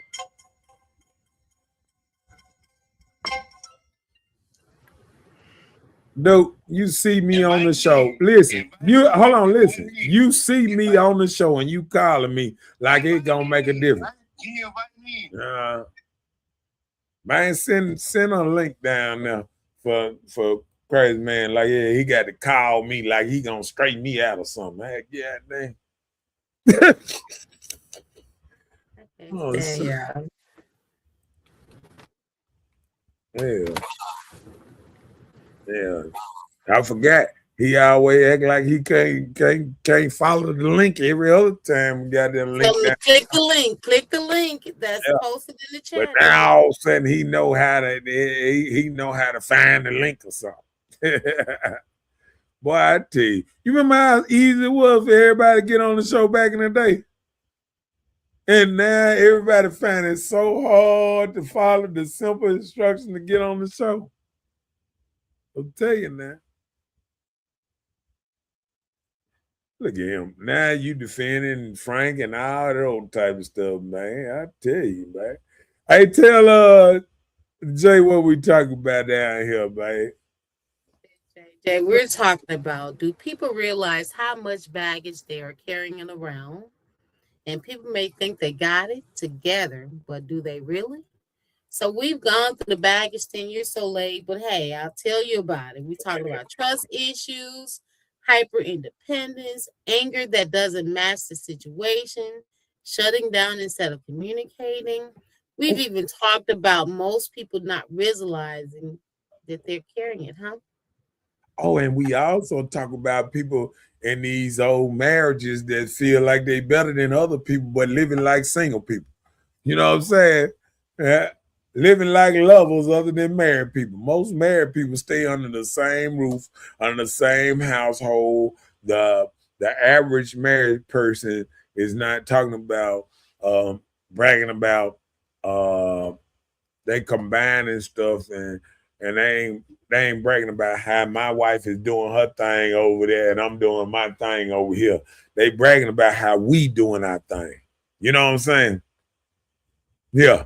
So anytime I catch a man and he feel like he can't brag on them, he just bragging on her and he bragging on him over here and shoot, I understand, man. We can slang these rocks all day. You know what I'm saying? But hey, man, a lot of this stuff don't. Jay said called living life. Living life. You know what I'm saying? It's called living life. But LaRuben, I did include the link in to click and to join if you like. That man said, all marriage is not messed up, bro. And I know this. But all marriages is not separated. Now what we call it modern marriage. Some of them is traditional. So if you ain't got no traditional marriage and you got some marriage, what's name? Because guess what?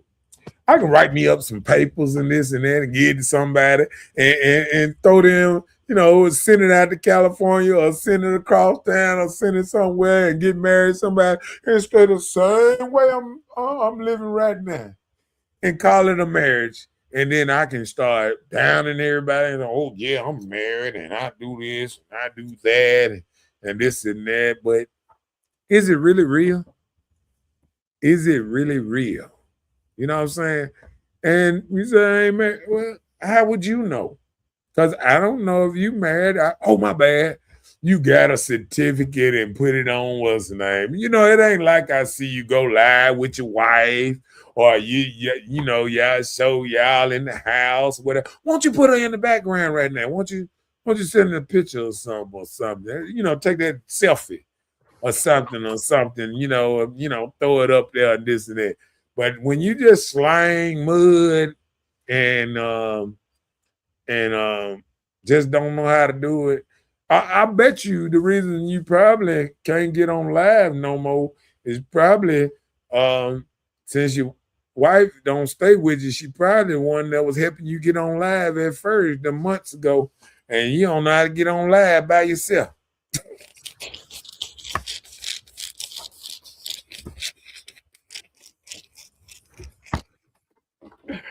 Don't come from me.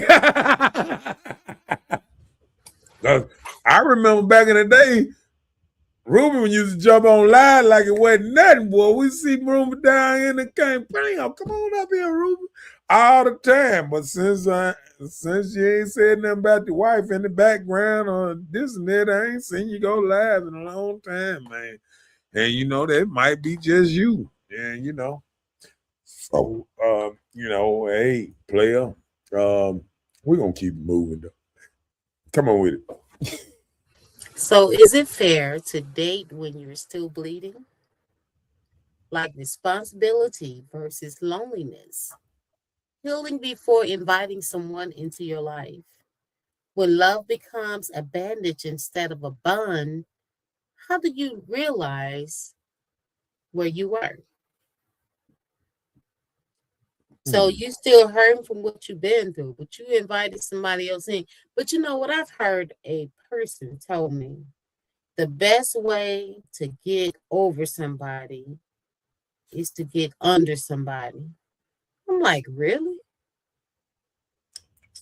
And that was a man that told me that.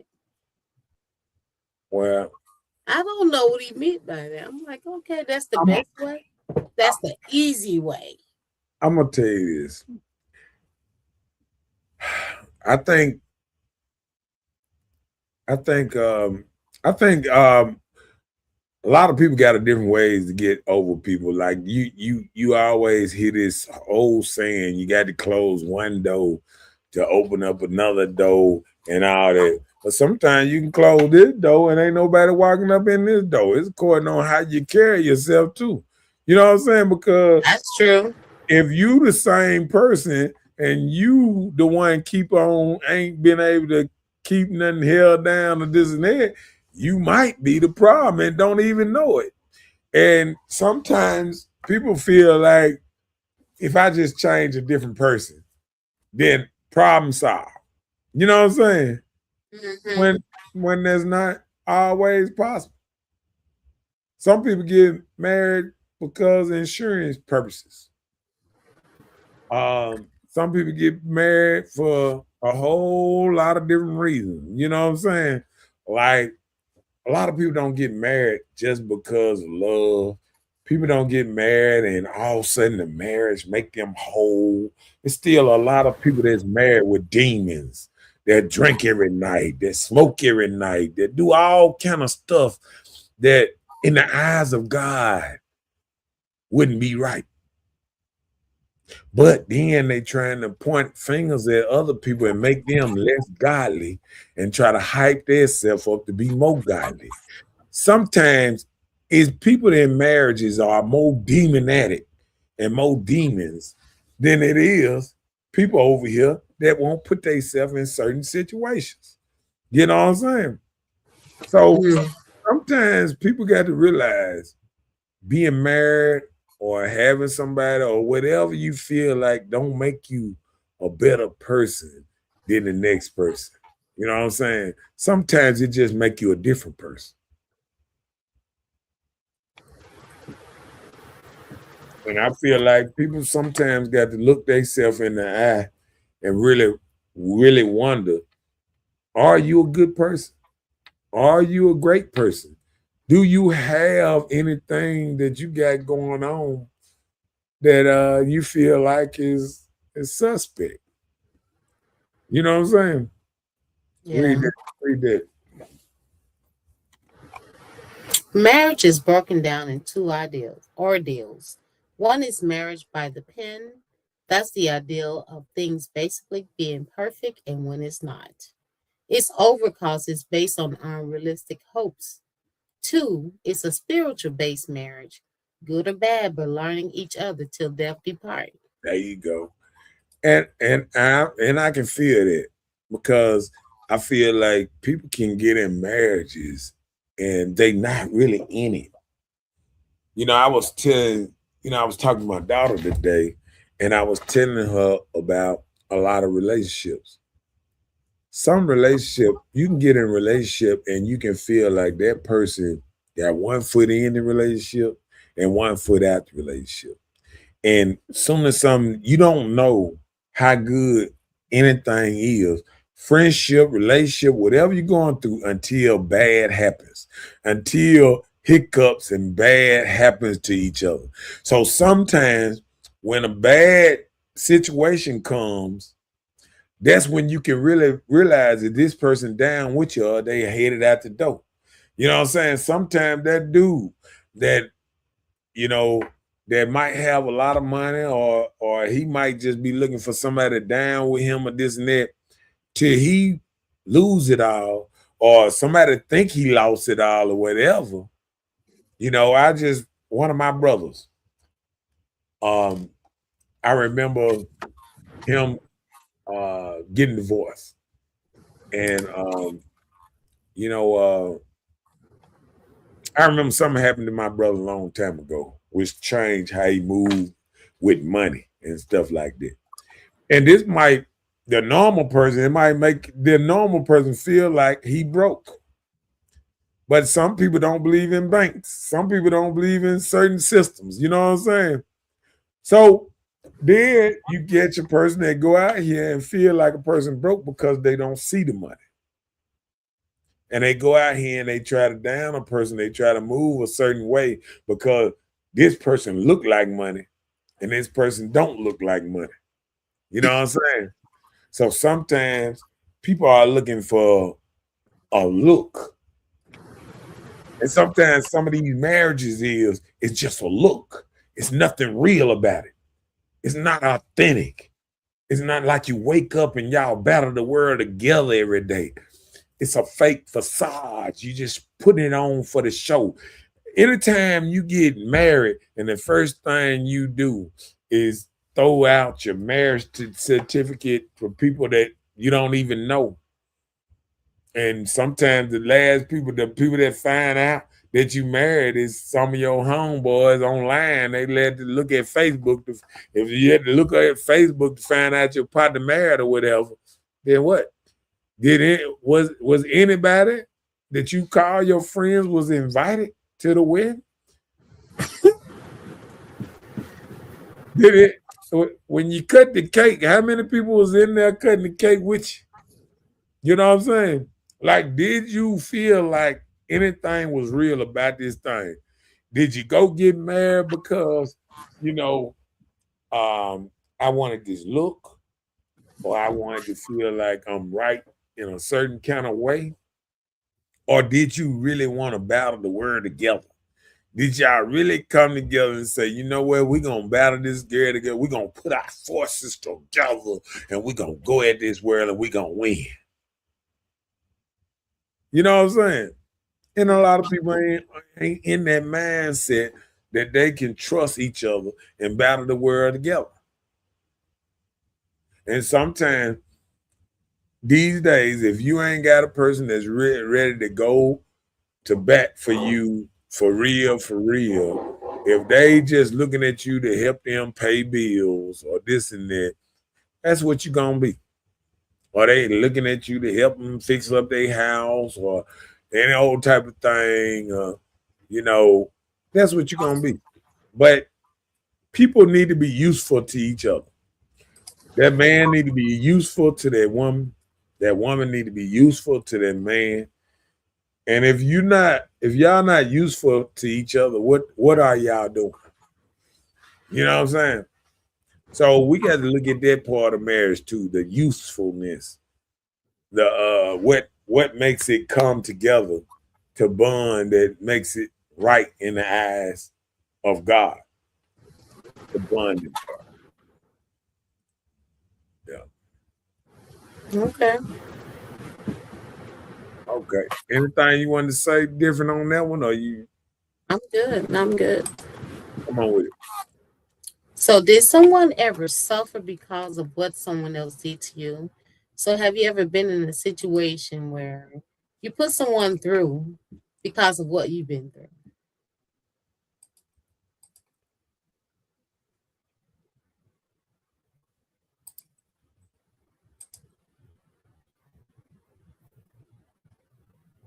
You hear? Yeah, I'm here. Okay. I was reading this thing. Rubin said, "How can a man not be married and elaborate on marriage?" Um,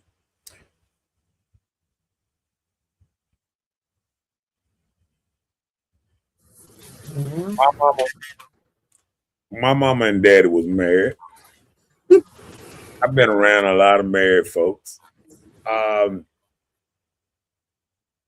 how can a social worker be a social worker? How can a psychologist be a psychologist? If you ain't never been crazy, how can you talk to a crazy person? You know what I'm saying? Like, come on, let's keep it real. Do you have to be an alcoholic to talk to an alcoholic? Do you have to be a drug addict to talk to a drug addict? Do You you know, like, listen, hold on. Through imagination, we can simulate experiences we've never had. Because sometimes it's just a revelation of what we experience beyond our own. Like, we hadn't gone through it, but you see the experiences of people around you, or you've noticed enough people around you to know how it works. So and, through imagination, that's how a lot of things and I'm gonna happen tell in you, life. and Period. I'm gonna tell you this. A lot of people, I'm gonna tell you, a married man told me a long time ago, and he was 13 years in when I was a baby. And he told me the only thing difference in a marriage and a relationship is that paper. And he said, usually if you get into a marriage and you try to change everything, your marriage ain't gonna work. He said, after you get married, you got to be the same person you was before the marriage. See, that's the thing about a lot of marriages, that once they get married, and sometimes they change so much, and that's why a lot of marriages don't work, man. Because soon as somebody get married, then they feel like, say, like you can say, even with some women would deal with a lot of stuff, and then as soon as they get married, they don't want to deal with shit no more. When it should be the opposite. When you go into them vows and they tell you to death do you part and to sickness and health, rich or poor, and all that, you supposed to deal with even more shit once you get married than when you sing. You feel me? So if you can't deal with it when you just regular, if you get married, it's the same thing. You got to be able to deal with everything life throws at you together. And if you can't deal with it single, getting married ain't gonna fix no problem. Everybody tell you that. Marriage does not fix problems. It does not. It create more because you got more to settle. There you go. So that's why I can elaborate on some certain stuff, because marriage ain't no different than relationships. And I done seen people be in relationships 25, 30 years and get married, and 6 months they don't fuck with each other no more. Because they after they got married, they felt like stuff should change. And what you got to do, you got to keep it 100. See, if you keep it 100 and you that same person all the time, you don't have to worry about that marriage and all that and this and that making you a better person or making you a different person that make you so better now, you know. So this lead to the next topic. Is it possible to love someone while still healing? What you think? I think it's possible to like you say, situationship while you still love somebody else. I think sometimes Say what now? no, you said is it possible for you to love somebody while you what? Healing from what Healing. you've been through. Uh-huh. Yeah, I'm sure it is. I mean, just like I've seen people get shot up and in the hospital and fall in love with the nurse. So I mean, like, Yeah, that type of stuff right there. come on with Jay, come on, Jay, right quick. When I was married, I didn't advertise it because I figured if I did, I'm inviting temptation, hate, or jealousy to my relationship from others. If I'm happy and thankful of a relationship, why would I flaunt it to people unless I'm daring them? I'm happier than you. Use the same energy to treat your mate. Yeah, I agree with that. I agree with Jay. Totally, totally agree. Sometimes when you happy in some, you ain't got to flaunt it. You ain't got to be out there. I'm gonna tell you, a lot of people that's not happy in certain stuff, them the same people sometimes that wanna put it out there thinking they're gonna make it better. If I put my relationship, if I throw my pictures up online and all that, it gonna make my relationship better. It gonna make us tighter. It gonna make everything better and all that. And I just think sometimes we lying to ourselves when we go into certain situations thinking if we put it out there and we put it out there that it gonna make everything better. I done seen a lot of people come and put everything out there and it blowed up less than a year. You know what I'm saying? Listen, I put it away. Since I've been on Facebook, I have watched how I seen the most perfect relationships I thought on vacations, on boat trips, in the Bahamas, Jamaica, all over the world. And I done seen when I looked around and when I seen that man or that woman disappear off all their photos. You see him up there on the cover. You see the man and the woman all the time together. And then all of a sudden you look and you say, hey, she's talking kind of different. Kind of talking like, like a single code or, partying with a girlfriend, showing video. And then you look through the pictures a little bit, you like, what other than it? What? I don't see a picture. What? Wait, let me keep going. Man, I know I seen a cover photo just a couple of 2 or 3 weeks ago that had them both on there. And now his whole thing wiped clean off her Facebook page and all that. Let me tell you something. I don't even want to be a part of something. And I go get cleaned off like I was never a part of it from the get-go. I would rather let it be just like it is and be happy than somebody to wipe me off like a distant memory. So that's when I think it's fake. if you just put it up there for a show or anything to make yourself feel good about, some, I think a lot of that stuff sometimes be fake.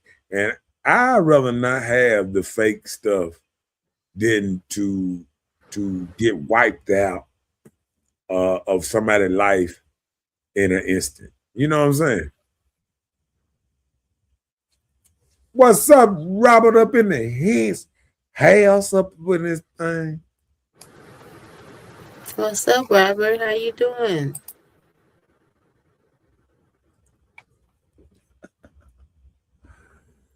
Oh, the Ruben says, sus, she broke his heart. Jody got his girl. Real talk.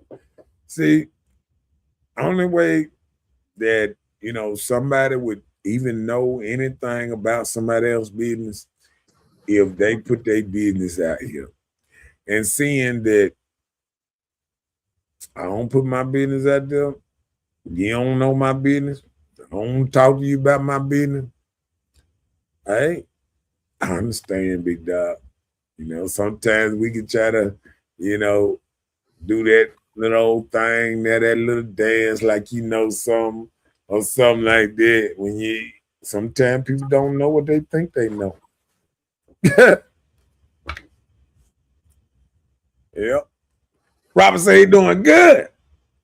That's what's up. Uh-oh. Come on with that. So healing isn't pretending it didn't hurt. So if you're Ooh. healing, you can't keep faking like it didn't bother me. It's come from acknowledging the problem. Just like how they say with the AA, you got to say, I am a drunk or I am a drinker or whatever. You can acknowledge it. And you know what? We can heal. Identify the problem. I ain't never seen the same people that point fingers at me ever get on this platform and say, I am a drunk.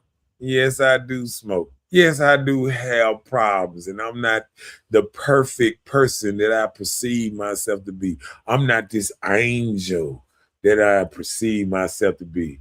Oh, yeah, I got a past. I have issues, and I have rage inside of me that I try to hide and all kind of stuff. But people are ashamed to announce their defaults. So once you can get past that, you can get to healing. Once you acknowledge, I got a problem. I have a problem. I got to deal with it. Yeah, come on. And sometimes you announce it, you can have somebody to help you. Jace, I believe you can love more than one person at a time. But I believe you have to separate and constantly examine your priorities. It's best to separate those feelings because if you juggle them too much, you will eventually have to hate one over the other. Oh my gosh. Wow. It ain't too much wow, but I understand what you're saying. And wasn't I saying, how you doing, Marcus? Tell the truth. Who broke your heart? Well, I think the first time I got my heart broke, I probably was about 18, man. So I don't know, man. Shoot. Let me go to Mark. Mark said, I was a hoe. Let's see that what I'm talking about. I'm glad you delivered. We got some truth. We got some delivered coming out of us. You know what I'm saying? Somebody could be able to say something and understand that I used to be this. You know used what I'm saying? To be a hoe. Hey. But now I'm a pimp. Let me stop. I said, we all have issues. Just tell the truth, bro. Well, tell your truth. Tell your truth, Lil Ruben. Marcus just we don't have time. Marcus just told some of his truth. Tell your truth, man. I see you throw rocks and hide your hand. You know what I'm saying? But I don't never hear you say anything negative about yourself. I ain't heard that. I heard you always talking about how God watching everybody but you. So God is watching and he is listening to you right now. He wants you to come out and tell us what's going on with you, Ruben. Jay said he's still a hoe. We trying to do better. Man, I'm just saying, man. You know what I'm saying? Like, I can respect people You that's can't trying be to a do hoe in stuff. these days. You It's know what so I'm saying? different now. Your stuff gonna get burnt up. Like, shoot, yeah, shoot. And then look, he said, "Your heart is still broken, Leo. You're both twin." See, let me tell you this. How would you know, Ruben? You've been close to my heart. What's You've been, you've been. Did you know what I did yesterday? Do you know where I ate dinner at yesterday? Do you know what I did yesterday? Do you know anything really about me? where you eat dinner at yesterday? You know, no, I'm just asking questions. See, I'm trying to see. I want to know where you ate do dinner you, at. do you know where I worked out yesterday? Do you know what's going on with me, man? You know what I'm saying? Ruben done lied to me so many times. Hey man, I'm gonna come down there and meet you. The man done called me down there 3-4 times. I done answered the call. I done went down to his house, all down there in the country, 3-4 times and this and that. And he lied to me even when I got down there. He told me he was gonna give me my money he owed me. He told me he was gonna give me my what's nice stuff he owed me. All this stuff. Everything he done told me been a lie and a lie and a lie and a lie. I ain't never went down there. And this honorable man that he claimed to be that ever held up to a word that he told me he was gonna do. You showed up and he didn't pay you. And he didn't pay. He didn't own up to it. He ain't never pay. He ain't never meet me. He ain't never own up to a word that then came out of his mouth. Well, did you see him when you got there? Maybe that's why he didn't pay up. Nigga, he said, "This the truth, bro." Yeah, I know I'm telling the truth. Now the man that's up there and told me all kind of stuff. Man, I'm gonna be there Monday. I'm gonna come back with you. I'm gonna do this. I'm gonna do that. The man still owe me money from the election. Not this year. Last year election. Not this past November. Last November election. The man still owe me money. Oh, bro, next time I see you, I got you, bro. Next How much time he I owe see you, $1? got you, bro. Huh? No. He won a real bet. He lost a real bet. But the man sit up here, tell me all this stuff and all that. Yeah. You didn't hold up to nothing that you told me you were gonna do. What about my You vest? gotta do better. What about my vest? Ruben. We'll go into some more stuff. What about my vest you told me you gonna give me? The other thing, oh man, I'm supposed to come down there and see your car. I'm supposed to come, what's name? I'm supposed to come down there to your house. I call you. I was down there to he'll never answer the phone. He'll never answer the phone. He'll tell you the date to do something, and then you call him on that day. He know what you calling for. He ain't gonna answer the phone. Get what he gonna do? Call you 2 days later. Oh man, my bad, bro, and all that. Man, I was working, I was doing this, I was doing that, but then he'll come over there. Oh yeah, I don't work, but 12 weeks out of the year. You know what I'm saying? Like, yeah, you'll come and act like you're on vacation the whole year, but then you'll sit up here and you'll shoot these lies to me and all this type of stuff. And that's what I'm going through. Yeah, yeah. You see what all that, everything you done told me that you gonna give me a half of me, you been lying. You ain't came up with none of this stuff. I ain't got none of this. But you told me that I'm the devil and you was the angel from what's name. You ain't moving like an angel player because your word ain't been worth a scat's ass and what's name? A scat's who? See, we got to keep it real, Ruben. You've been saying a lot of stuff, but you ain't held up to one good word. But guess what? You'll try to hold everybody down to their word. God is watching you. God is hearing your lies too. God see how many times you done lied to me. If you was judged in front of heaven just by how many lies you told me, you going straight to hell.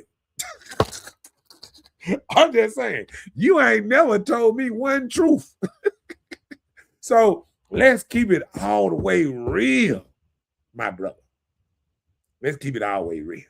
You know what I'm saying? Don't throw rocks and hide your hand and then try to make yourself look good and this and that, but then your word ain't no good. See, your word follow you.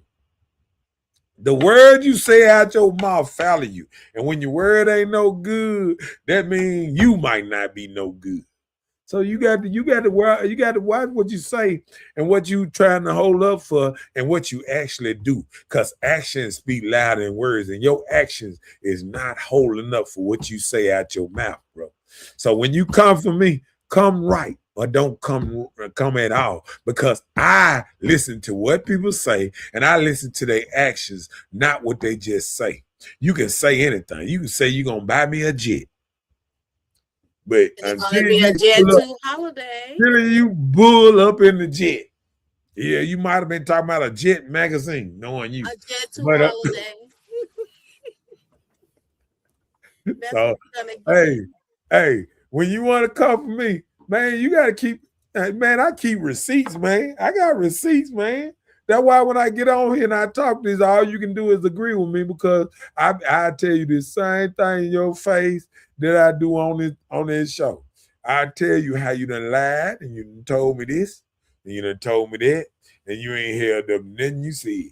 But you'll get on here and you'll say, God, God, God, God, God, God, God, God, God, God, God, God, God is watching, God is watching you, God is watching you and you and you and you and you, but he's never watching you. Because if he watch you, boy, lightning will be just popping around your house. Pow, pow, pow. Pow, you be ducking and dodging around this thing. All these lies you be telling me, leave the Ruben alone. Let him make it.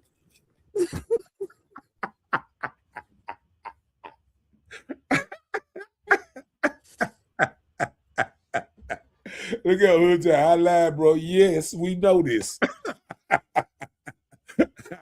And God is watching. Because God told me to expose this. He told me to tell you about yourself. God said, you need to remind Ruben how he been lying around here and using my name as a shield. He been using my name. He been having it little best. He been having it little best using my name. God said, God is watching. God is doing this. But God is never telling him, tell the truth, Ruben. Slow down, Ruben. Do right, Ruben. And stuff like that. All right, come on with it. Jay said, I don't think it works the same for calling men hoes. I think men who able to pull many fine, smart, pretty, attractive women shows how he's wanted or worth, but also show immaturity and little self-control. But the females are judged totally negative by the same decree. Hello. I agree on that. Look at Jay said, stop picking on that man. No, he was picking on me. He started picking on me tonight, talking about, oh, you not married, you're not a good person like me and all this stuff. But what about your word? Your word ain't right, player. Everything you tell me, I have to question it. Well, he didn't say you wasn't a good person. If I had a flat, just one person I wouldn't call. It's Ruben to show up.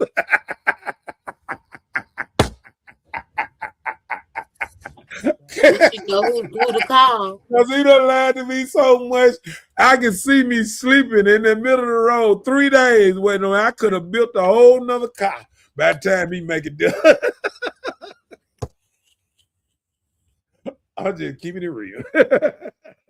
So sometimes when you throw these rocks and hide your hand, you got to come real, man. You can't come out here and point these fingers and try to make everybody seem like a bad person. But then your actions speak louder than these words, man. Sometimes when you ain't moving right, man, everybody can see you not moving right. And I can hear it because you telling me in my ear, oh, I'm moving like this, I'm moving like this, I'm moving like this. I'm going to be in your town, bro. I'm going to call you. I'm going to do this. I'm going to God. I'm going to do this. I'm going to do that. But you're not doing it, man. You're not doing it. And then the first thing he do, What he just did here. God told me the definition of hood talk is to stop our brothers and sisters from killing one another. We must represent God in every way. And hallelujah. I agree. We must represent God all the time. Yeah. And we should represent God out of our mouth on how we speak and what we say. And is we even talking how we want people to move? If you want to talk a good game, you got to be. You remember that old song, "Be about what you're talking about." So you're talking about something, but you ain't about it. You talking about this truth and how God is moving you, but God ain't even moving you to tell the truth. You don't never tell the truth. First, you got to move in truthness. Marcus said they should be judged different. They are women, not men. So we shouldn't be called whores. What we should be called? He said he was a hoe. He didn't say a whore. Well, you are the host. Not everybody going to be in your favor all the time. You got to keep tough skin hosting programs with people adding their opinions. You're going to meet all kind of people. Yep. And I agree. And I say that all the time with LaRuben. LaRuben will come here and trigger something, and we go to the left. Let me put the end of there. You're going to meet all kind of people of all kinds of oh, hold on. There was an end. I figured the word. It wasn't that far from it. He said, "This is my mouth. It's Leo's watching, bro." Yeah.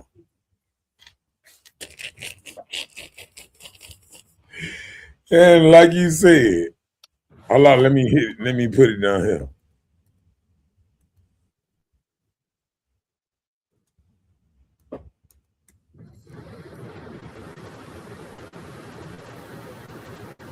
See, you on some petty stuff right now.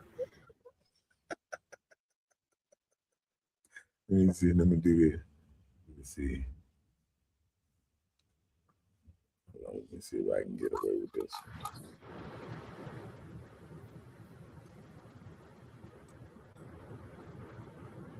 I might not be able to get away with that right there, Petty. Hello.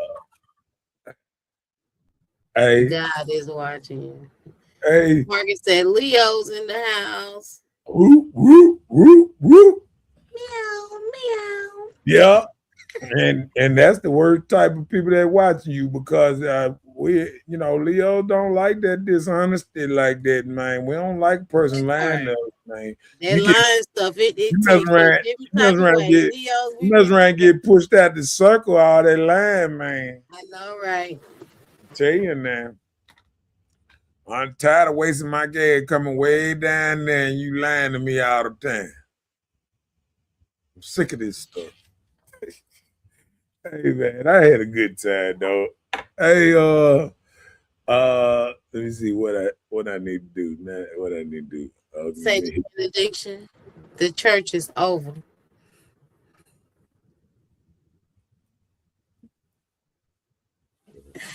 Don't forget to like and share and subscribe. We will see you guys on next Tuesday at 9:00 p.m. Central Standard Time. We'll see y'all. LaRuben, show back up.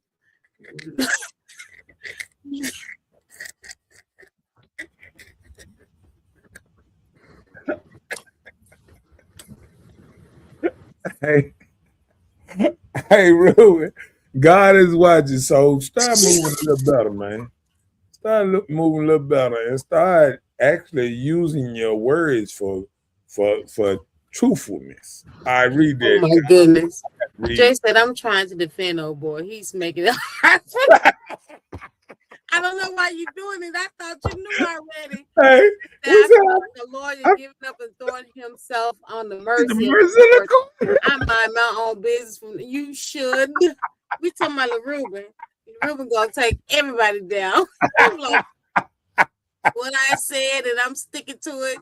That's LaRuben for you, baby. He's not gonna change. Hey, Ruben, I guess you gotta call me on the phone.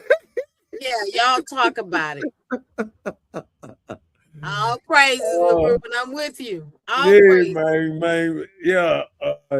Yeah, the mercy of the court, we will hold you in contempt, Ruben. Call your judge on the phone. Okay, we're gone. We'll see you guys on next Tuesday at 9 o'clock. Come on, time. Hey. How about that? Hey, Ruben, be about what you're talking about. Yeah, come up with my vest, my beer, my money. Hey, man, I'm trying to collect, player. I got interest on this thing now. I got some interest right now. So they need a case or something? I need interest. Okay. All right. Now we up out of here. Good night, everybody. Drip all big splash, baby, you can see it. Hey, Ruben. Yeah. All right, on the surfboard emergency. Ain't worried, they ain't notice me. Gotta get paid. Go long till I'm 6 feet. Full on repeat. Hey, one thing about it, if they don't know nothing about us, they gonna know about me and LaRue now. This all I know, right? That's your new host.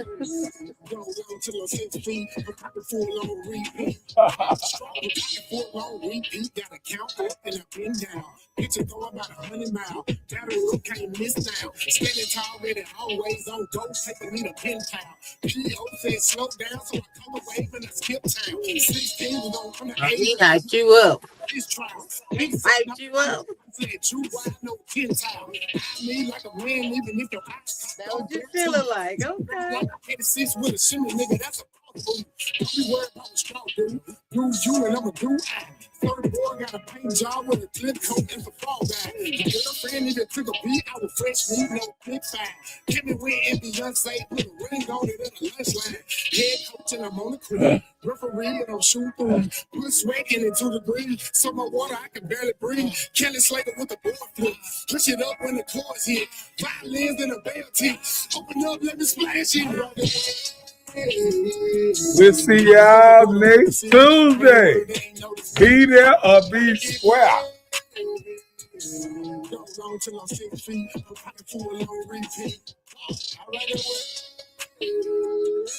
Yeah, Ruben, I'm always up for it.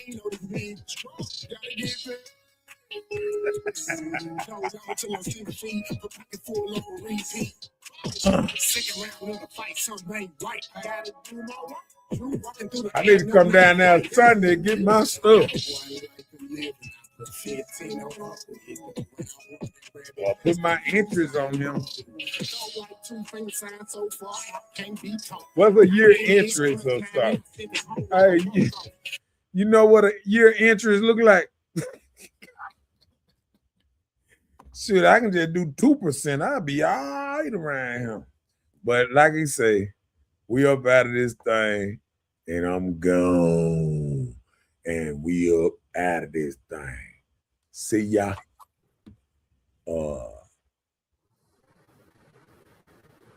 Next Tuesday at 9 o'clock. Later. We out of here. Peace.